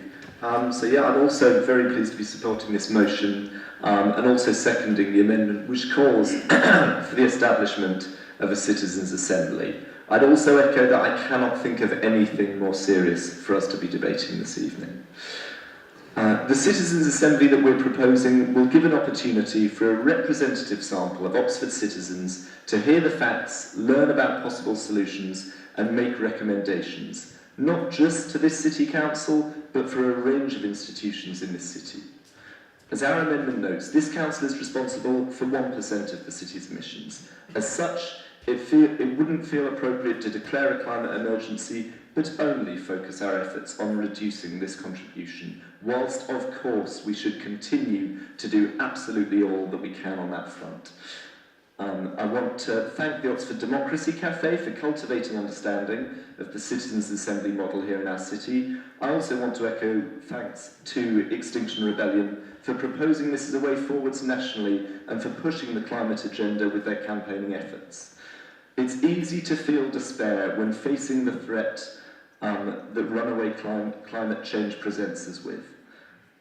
I hope this motion and our Citizens' Assembly, if properly resourced, respected and supported, can be a small beacon of hope to counter that despair. I also hope that we can go about setting a carbon neutral target as other cities have done. Climate change is the greatest challenge facing our generation, and arguably the greatest challenge humanity has ever faced. The good news is that the things we need to do to overcome climate change are things which can make our lives happier and healthier anyway. Breathing cleaner air, travelling by more convivial means, sharing and reusing resources, eating healthier food, spending more time with the people we love and less money on things we don't need.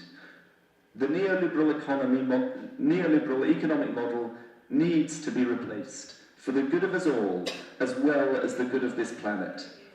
Tackling climate change is the huge challenge which we should see as the great opportunity to build something better.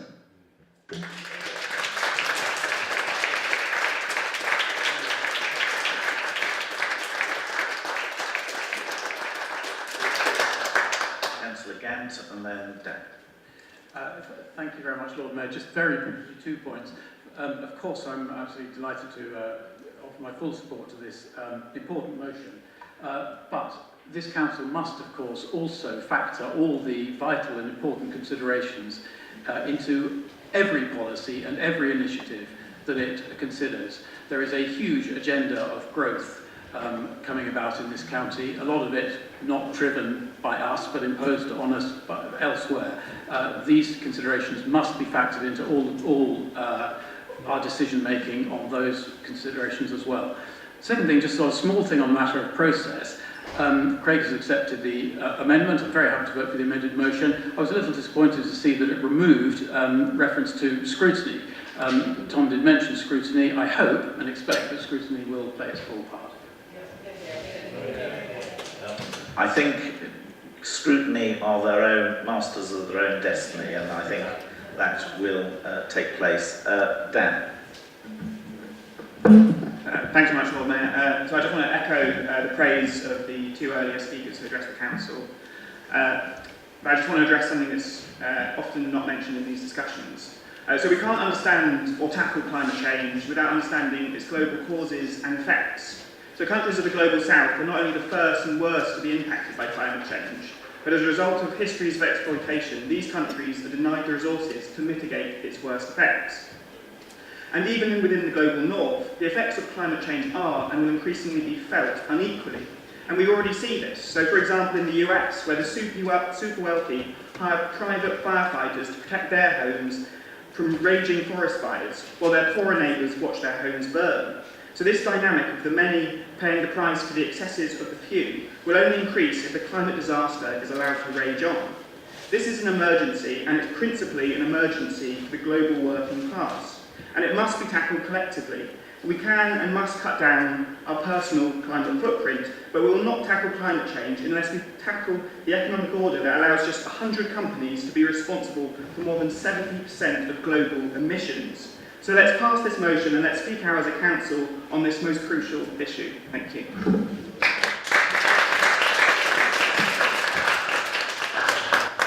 Craig, this is now your opportunity to say what you didn't say earlier in your summing up. Thank you, Lord Mayor, and I'll try and fit everything in, but thank you very much for the very positive support. And just to go through, Councillor Goddard, I'm sure we'll try to turn you into an eco-warrior, from an enthusiastic amateur. But you're actually quite right, species extinction isn't just about bird life, but well outside this chamber we have tigers, snow leopards, polar bears, puffins, penguins, even the African elephant, all at risk because of climate change. And thank you very much, Tom, for your support. We do need to work together and unite, and we don't always agree, and we do have disagreements. Yeah, no, I mean, you can give me that face, but it's sad to say we don't always agree. And I'm sure we'll have some very interesting discussions when it comes to the budget debate in February, when a lot of these decisions are sort of set in train for the next 4 years. So, certainly on things like, car parking and housing standards, planning, energy, investment in energy, we'll have a lot to say, and I hope we can work together to try to make things happen. And Councillor Hembles, thank you very much for your brief but succinct support. John Tanner, of course, we need net zero by 2030. That doesn't appear in the motion, and sadly, that's one of the things that was amended out, a reference to a climate neutral target, but I really do hope that that's taken forward by scrutiny. Thank you very much, Lord Mayor, Deputy Lord Mayor, I should say, for your support. It'll be me up there next time. And Richard Howell, of course, thank you very much. And I have been talking to you throughout this process, and thank you very much for your support on that. And I think the Citizens' Assembly, if it's couched within a wider democratic process, is exactly the right thing we need. And it is, of course, a two-pronged approach for the city and the council both need to work together. And Councillor Gant, thank you very much for saying that we do indeed need to factor climate change into every single decision, every policy decision, every spending decision, just every decision this council makes, and about its partnerships as well. It's not just about what we do here, because we have a huge influence. And Dan, thank you also for your support, and quite rightly highlighting that inequality sits at the very heart of the climate tragedy. And the flawed global economic system which is feeding the whole thing. And I'll just end with saying that what many people have said is that the declaration here carries a special weight, not just because we're a global city of note, but because we have track record. And I think this shows how we can make it happen and show the way for others. We have a duty to ourselves, the residents and the businesses, and to the wider world, and to those here and those yet to be born, to actually not only declare a climate emergency, but deliver on the promise of carbon neutrality in 2030. Thank you.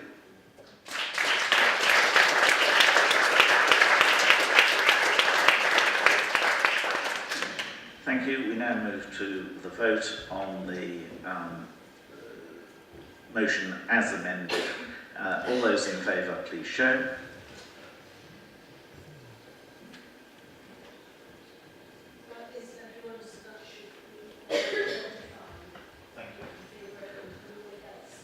Thank you. Okay, we now move on to the next motion.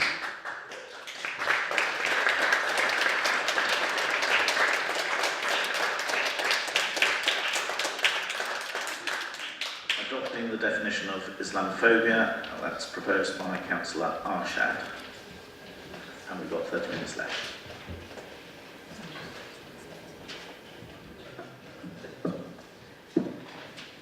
In the name of Allah, the most gracious and ever merciful, thank you, Lord Mayor, honourable councillors and distinguished guests. I present before you the motion on the working definition of Islamophobia. Islamophobia is rooted in racism and is a type of racism that targets expressions of Muslimness or perceived Muslimness. The IHRA definition of anti-Semitism inspired much of the thinking behind the APPG definition of Islamophobia. Recent data published by the Home Office in the annual report on hate crime in England and Wales in the previous year, which for the first time issued data on the perceived religious identity of hate crime victims, shows that over half, 52% of religious hate crime victims are Muslims. The data also notes the high propensity of British Muslims to be victims of racially motivated hate crime, but hate crime is only one dimension of the multifaceted effects of Islamophobia, which extends to impact the life chances of Muslims in employment, education, housing and criminal justice system. Its myriad effects requires a comprehensive challenge. We want to ensure Islamophobia is institutionalised, where it's no longer a real struggle and where there is no longer a world filled with hatred. Discrimination, bigotry, hate, exclusion and hostility has no place in modern society. A zero-tolerance policy must exist for Islamophobia. Islamophobia is increasingly gendered, and it is designed to push women back into their homes and make women feel scared. From attacks on hijab-wearing Muslim women on the streets through to the subtle institutional forms that deprives British Muslims an equal opportunity to flourish within our society. Naming and combating Islamophobia is not about special pleading, it's about civil rights. Alongside the examples set out by the APPG on British Muslims to illustrate the ways in which Islamophobia is experienced, the examples do not exhaust the phenomena, but give shape to its effect from the physical violence, verbal abuse and intimidation, and from socio-economic discrimination and exclusion to the entrenching of racism in our broader civic life. Over 750 British Muslim organisations and institutions have endorsed this APPG definition. Over 80 academics have supported the definition. Over 50 cross-party parliamentarians last week signed a letter endorsing this definition. We want our children to grow up in a society free from discrimination, bigotry, hate, exclusion, hostility, and our Muslim children to no longer feel like suspects, to be able to live their lives freely without fear. Thank you.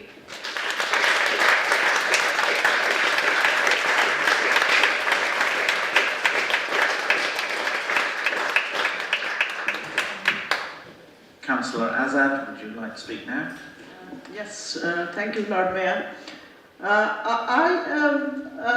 Thank you, Lubna Arshad, bringing this motion into this chamber. I came to UK at a very young age in 1970 with my father, who was already settled in Oxford in 1961. He was a retired British Indian Army officer and fought along British Indian Army in Asia and Europe. He was taken prisoner from Sahara Desert to Germany for 5 years and released when war ended.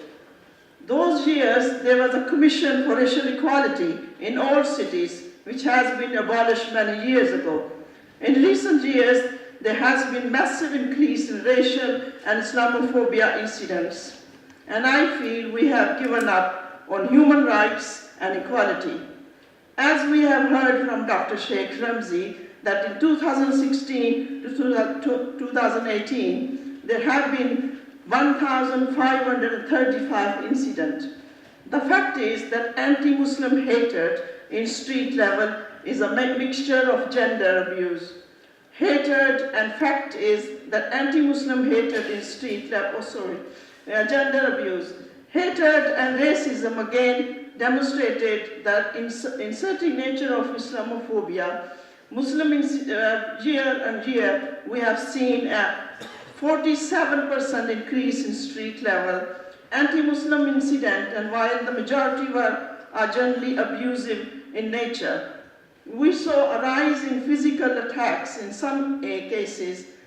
Allied to this is the visibility of victims, which seems to be a trigger for the offender. I know, speaking to Muslim women, and there seem to be I know, speaking to Muslim women, that some have chosen to take off their hijabs. Others refuse to go out after returning from work, as some increasingly depending on their husbands or family members, and they are housebound at the moment. None of this is encouraging for women's rights, their self-confidence, their independence, at a time when we should be enforcing greater mixing and integration. Therefore, the hate crimes have significant impact on these areas. There are several mosques and community centers in my area used by Muslims living in Oxford. I would request to all councillors from all political parties to endorse and adopt the all-party parliamentary group definition of Islamophobia, and please support this motion. Thank you.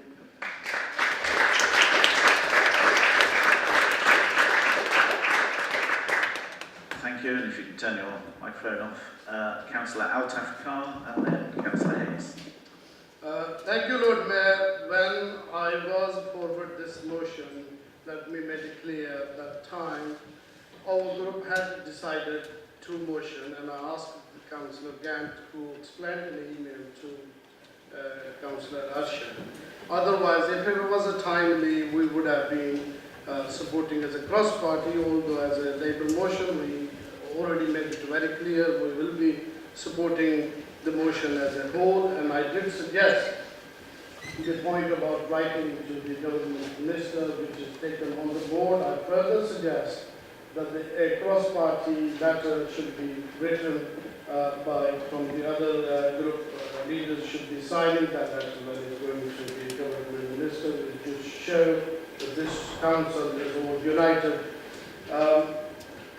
The members' points on the motions are from the all-party parliamentarian group, and one of the bullet points says about the Muslims, especially the Kashmiris and the Palestinians, given the right of self-determination. May I make it clear, as a British Kashmiri, believer in Islam, as a Muslim, who have spent most of my life here.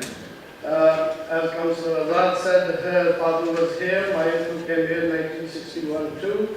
My brother, one of the first child went to Charter School in 1963, and being a large family, and I call my family British Kashmiri, 800,000, not a small family.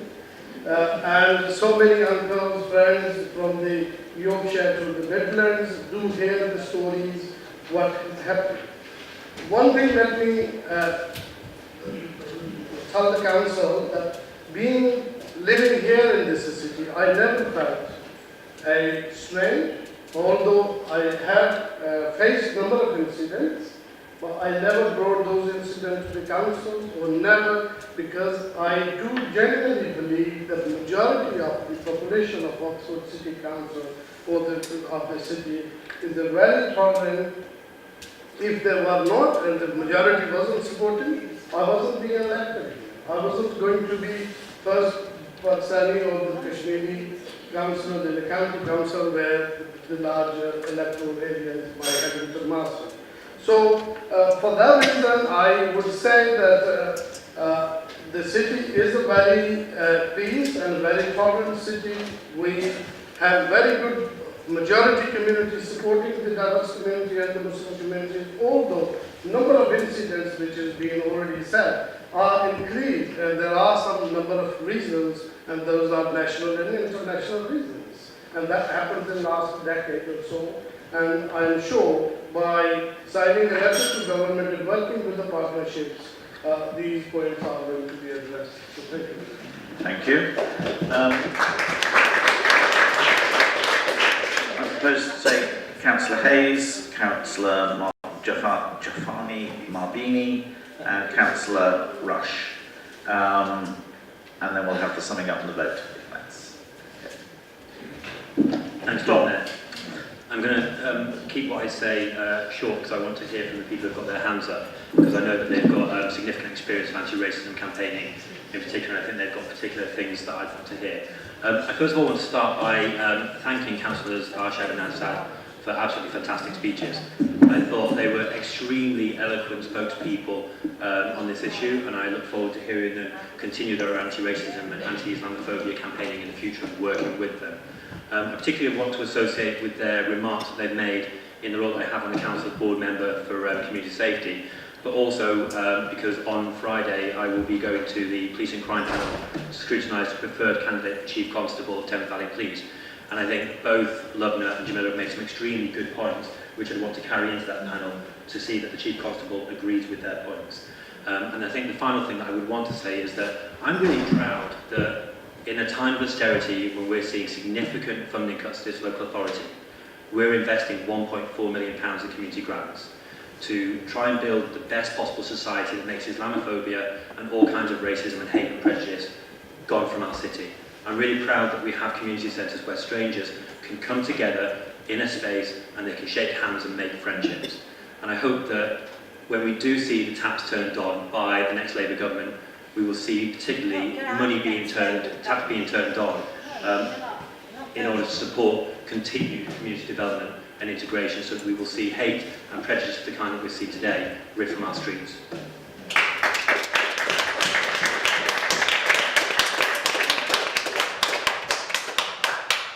Osney. Thank you.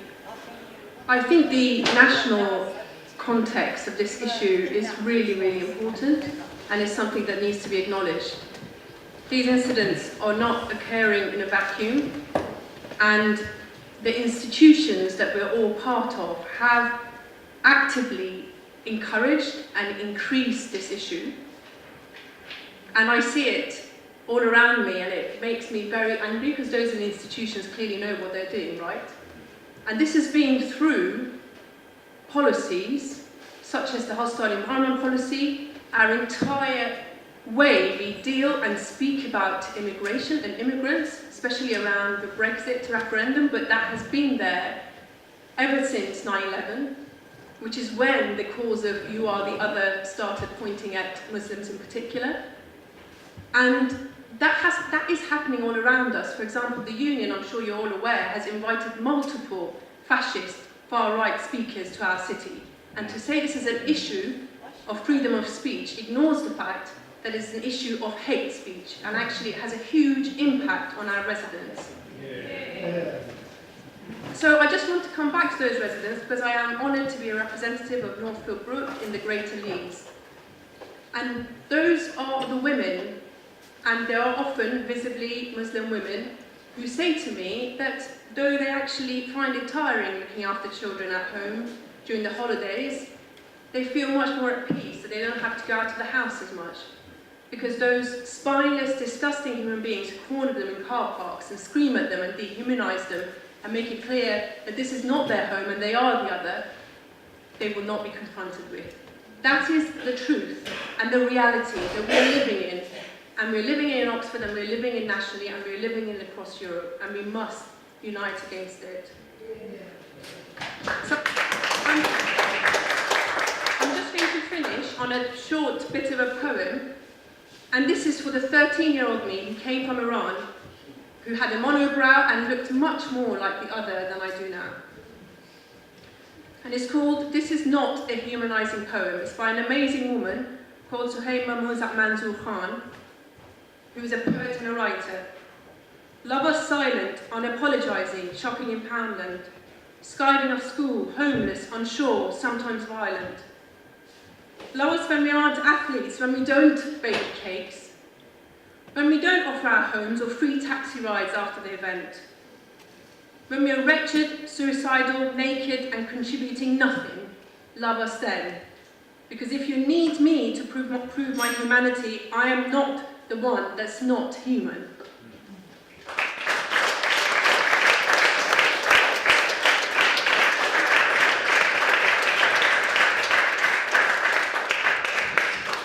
Martin.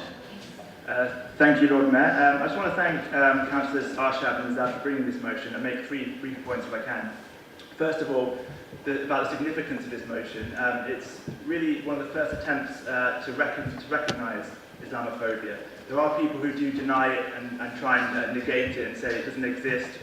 We are going to make a stand tonight, hopefully, and say we do recognise that Islamophobia goes on in this city.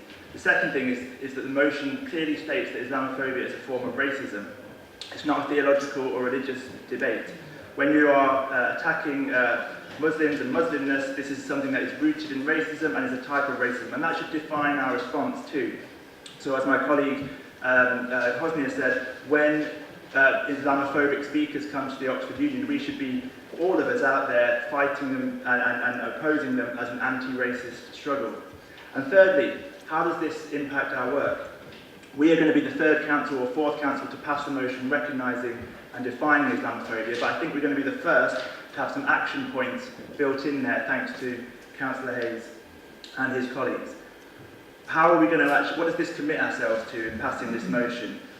We need to make sure that this definition of Islamophobia is built into all that we do on hate crime and community relations.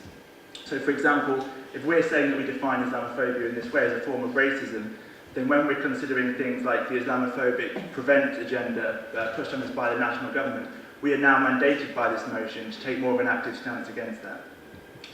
So I think it's the first historic, but just the start, really, of getting towards Oxford as an Islamophobia-free city, and I hope this is the start and not the end. Thank you.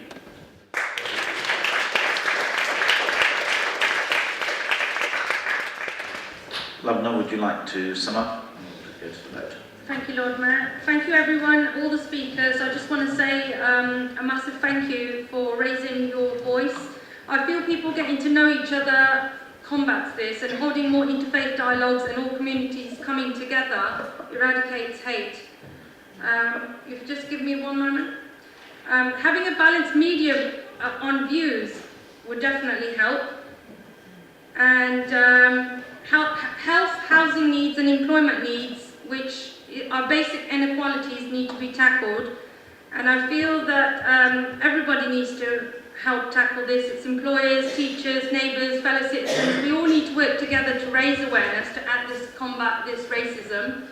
I thank you, Councillor Altaf, and I think we have taken your points on, and this will go to all ministers if this passes. And Councillor Tom for continuing to help us on this. I think it's really relevant that Councillor Hosnia has pointed out the voices from her fellow ward and from Oxford, and obviously last but not least Jamila Azad for raising her views on how she's grown up here and as equal citizen how other people have raised their concerns to her. And last but not least, I'd also like to thank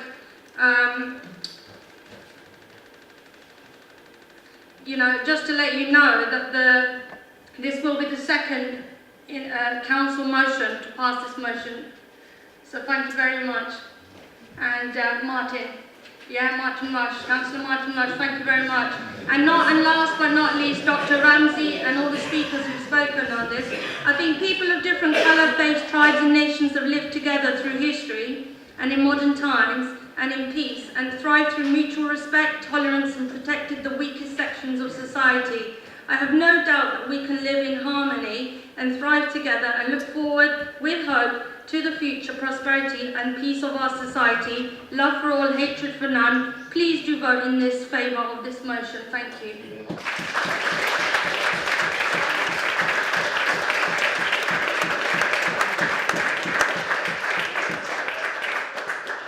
Can I see all those in favour? Please show.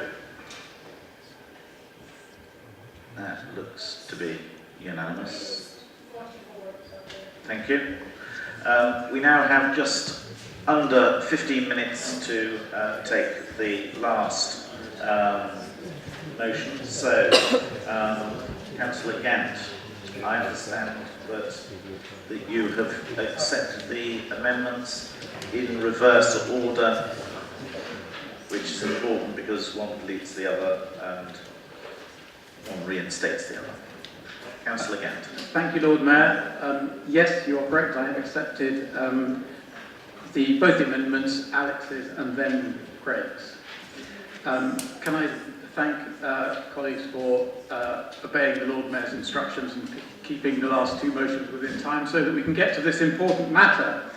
I'd like to thank Alex and Craig for their careful and thoughtful amendments, which are partly due to the fact that this whole situation is changing all the time, and indeed has changed significantly since I put this motion down at the last council and we didn't get to it.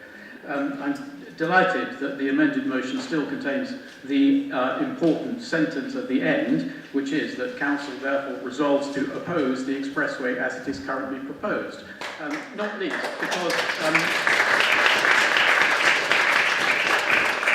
because when the Green Party proposed a similar motion in July of last year, a Labour amendment took out opposition to the expressway, so I'm glad to see that that is back in, now that we're beginning to see a little bit more about what this project means. My words are carefully chosen. I oppose it in the current form, and that's largely because, frankly, I don't have a clue what this thing is. I went to the public exhibition about this at the West Oxford Community Centre, as I know many colleagues did. And there were a lot of very intelligent, well-briefed people there, so I thought, well, I'll start with an obvious question. So I went up to one of them and I said, what is an expressway?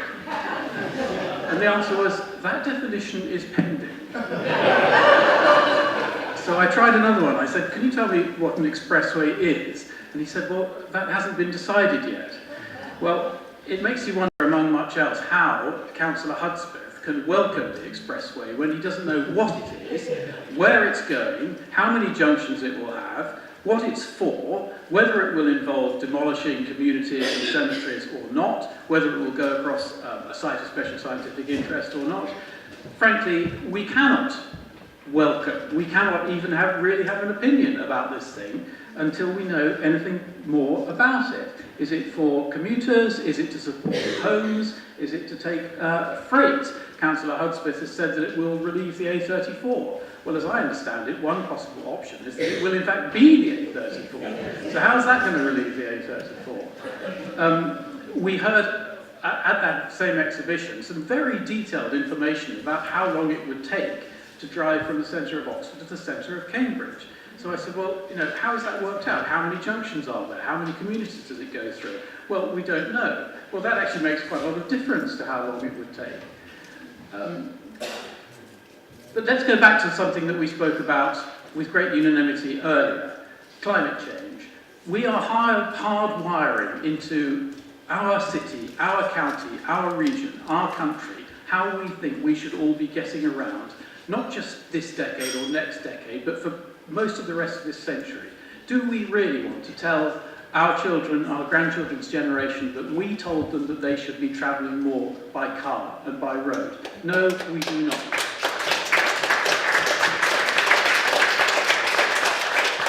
This motion asks for far greater investigation of alternatives, of sustainable alternatives, and of rail.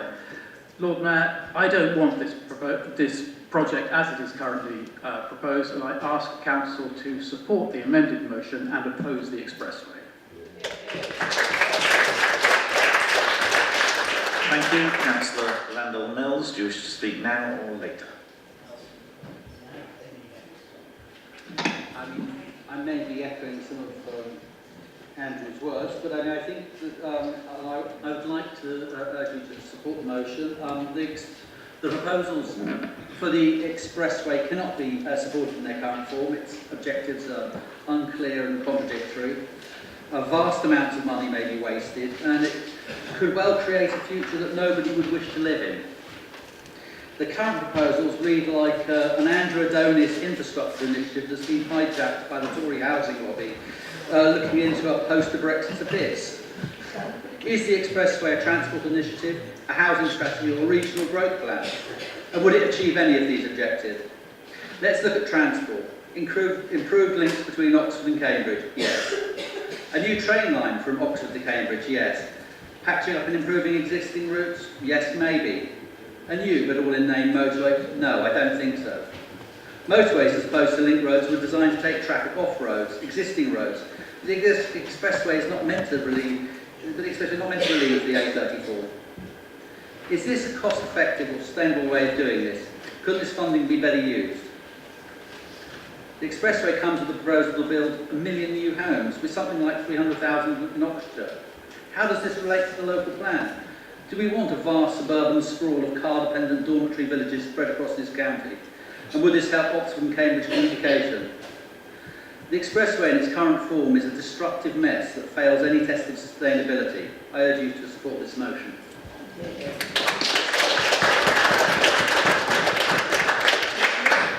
Thank you. We now have less than 5 minutes left. I would propose that we take one speaker from Labour and one speaker from the Green Party, then we have summing up, and then we move to the vote. Agreed, and then we'll finish council. Okay, in that case, we will go to Alex. Thank you very much. Thank you, Lord Mayor. Thank you to Andrew and to Tom for their moving and seconding of the motion. I think nearly 25 years ago, I sat more or less where I'm sitting now and spoke, doubtless utterly uneloquently, against the Newbury bypass. Because then Councillor Tanner and I, it failed miserably. The point that we made was that if you build a massive bypass round Newbury, you remove the only bottleneck between here and Southampton, and you cause a massive overloading of traffic on what is in effect Oxford's bypass when the A34. And that is exactly what came to pass. And I think that is a cautionary tale of what happens if you have proposals which are opaque, or misleading, or in this case, so ill-defined as to escape definition by the very people who are actually proposing them. There is no doubt it is currently difficult to get from Oxford to Cambridge. Anyone who's tried it regularly, as I have, I grew up in East Anglia, will know that it is difficult. It needs to be improved. That's what East West Rail is about. Now, I have no faith in Chris Grayling whatsoever. In fact, I have less faith in him than I have in almost anything else I've ever thought of.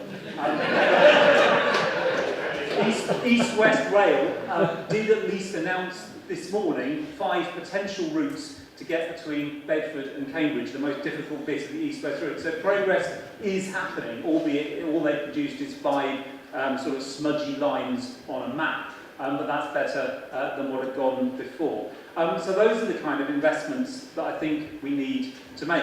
And it is worth bearing in mind. It may be difficult to get from Oxford to Cambridge. It is. It's also very difficult to get from Chipping Norton to Cowley. It's very difficult indeed to get from Henley to Headington. And if, like me, you grew up in a small village, it is almost impossible to get, without a car, from any small village to any city, whether it's in Oxfordshire, Cambridgeshire or somewhere else. And that seems to me to focus our minds on the kind of connectivity we should be investing in. So I will finish by saying that several of us went to an excellent presentation on what Cambridge are doing with the aid of government money. Now, I'm very keen on having government money, so I don't want to upset the government by saying we don't want their expressway. I'm just encouraging them to spend the money on something else. Cambridge has a £100 million project to build a dozen commuter expressways for bicycles to get in and out of Cambridge in an effective, green, with a small g, and sustainable way. That's the kind of investment we need, the kind of investment that will deliver public transport back to villages which haven't had it for decades since the deregulation of buses in the 1980s. Those are the things we need to be investing in.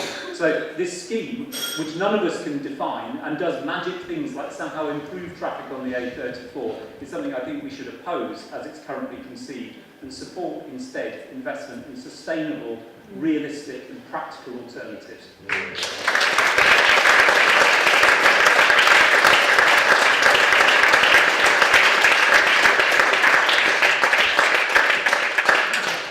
Craig? Yes, I can do one better now, because I was at Newbury. And many other road protests. That didn't work either, but I'm making progress slowly. I'm in this council chamber, we've just passed a motion on declaring a climate emergency, so things are moving forward. It gives me hope. So we've just declared indeed a climate emergency, and it'll be utter madness to back a new road of a yet undecided format on a yet undeclared route. In fact, to be honest, be crazy to back any road on any route, because we need to be thinking step changing our approach to climate change. And indeed, the amendment to the motion that I put in, which Andrew kindly accepted, was to do with strengthening the wording around climate change. We should be paving over our green space. We should be de-paving. There's a great movement in California about de-paving spaces, taking spaces where urban roads and actually uncovering them, reclaiming the space for food production, for growing forests, for enjoyment, for health and leisure pursuits. And that's what we should be doing. That's the sort of step change we need. And we're still a long way from that. But this motion takes us just that little bit closer. So please support it. Yeah.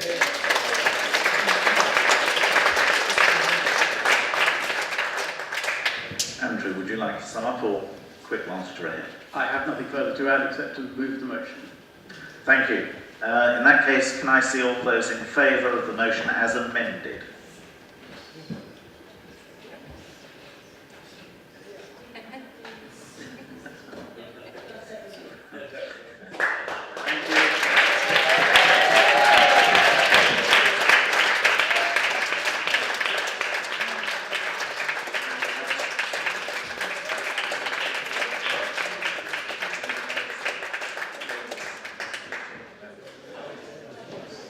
Next meeting is the budget, and I hope that will go as easy as this one. Thank you.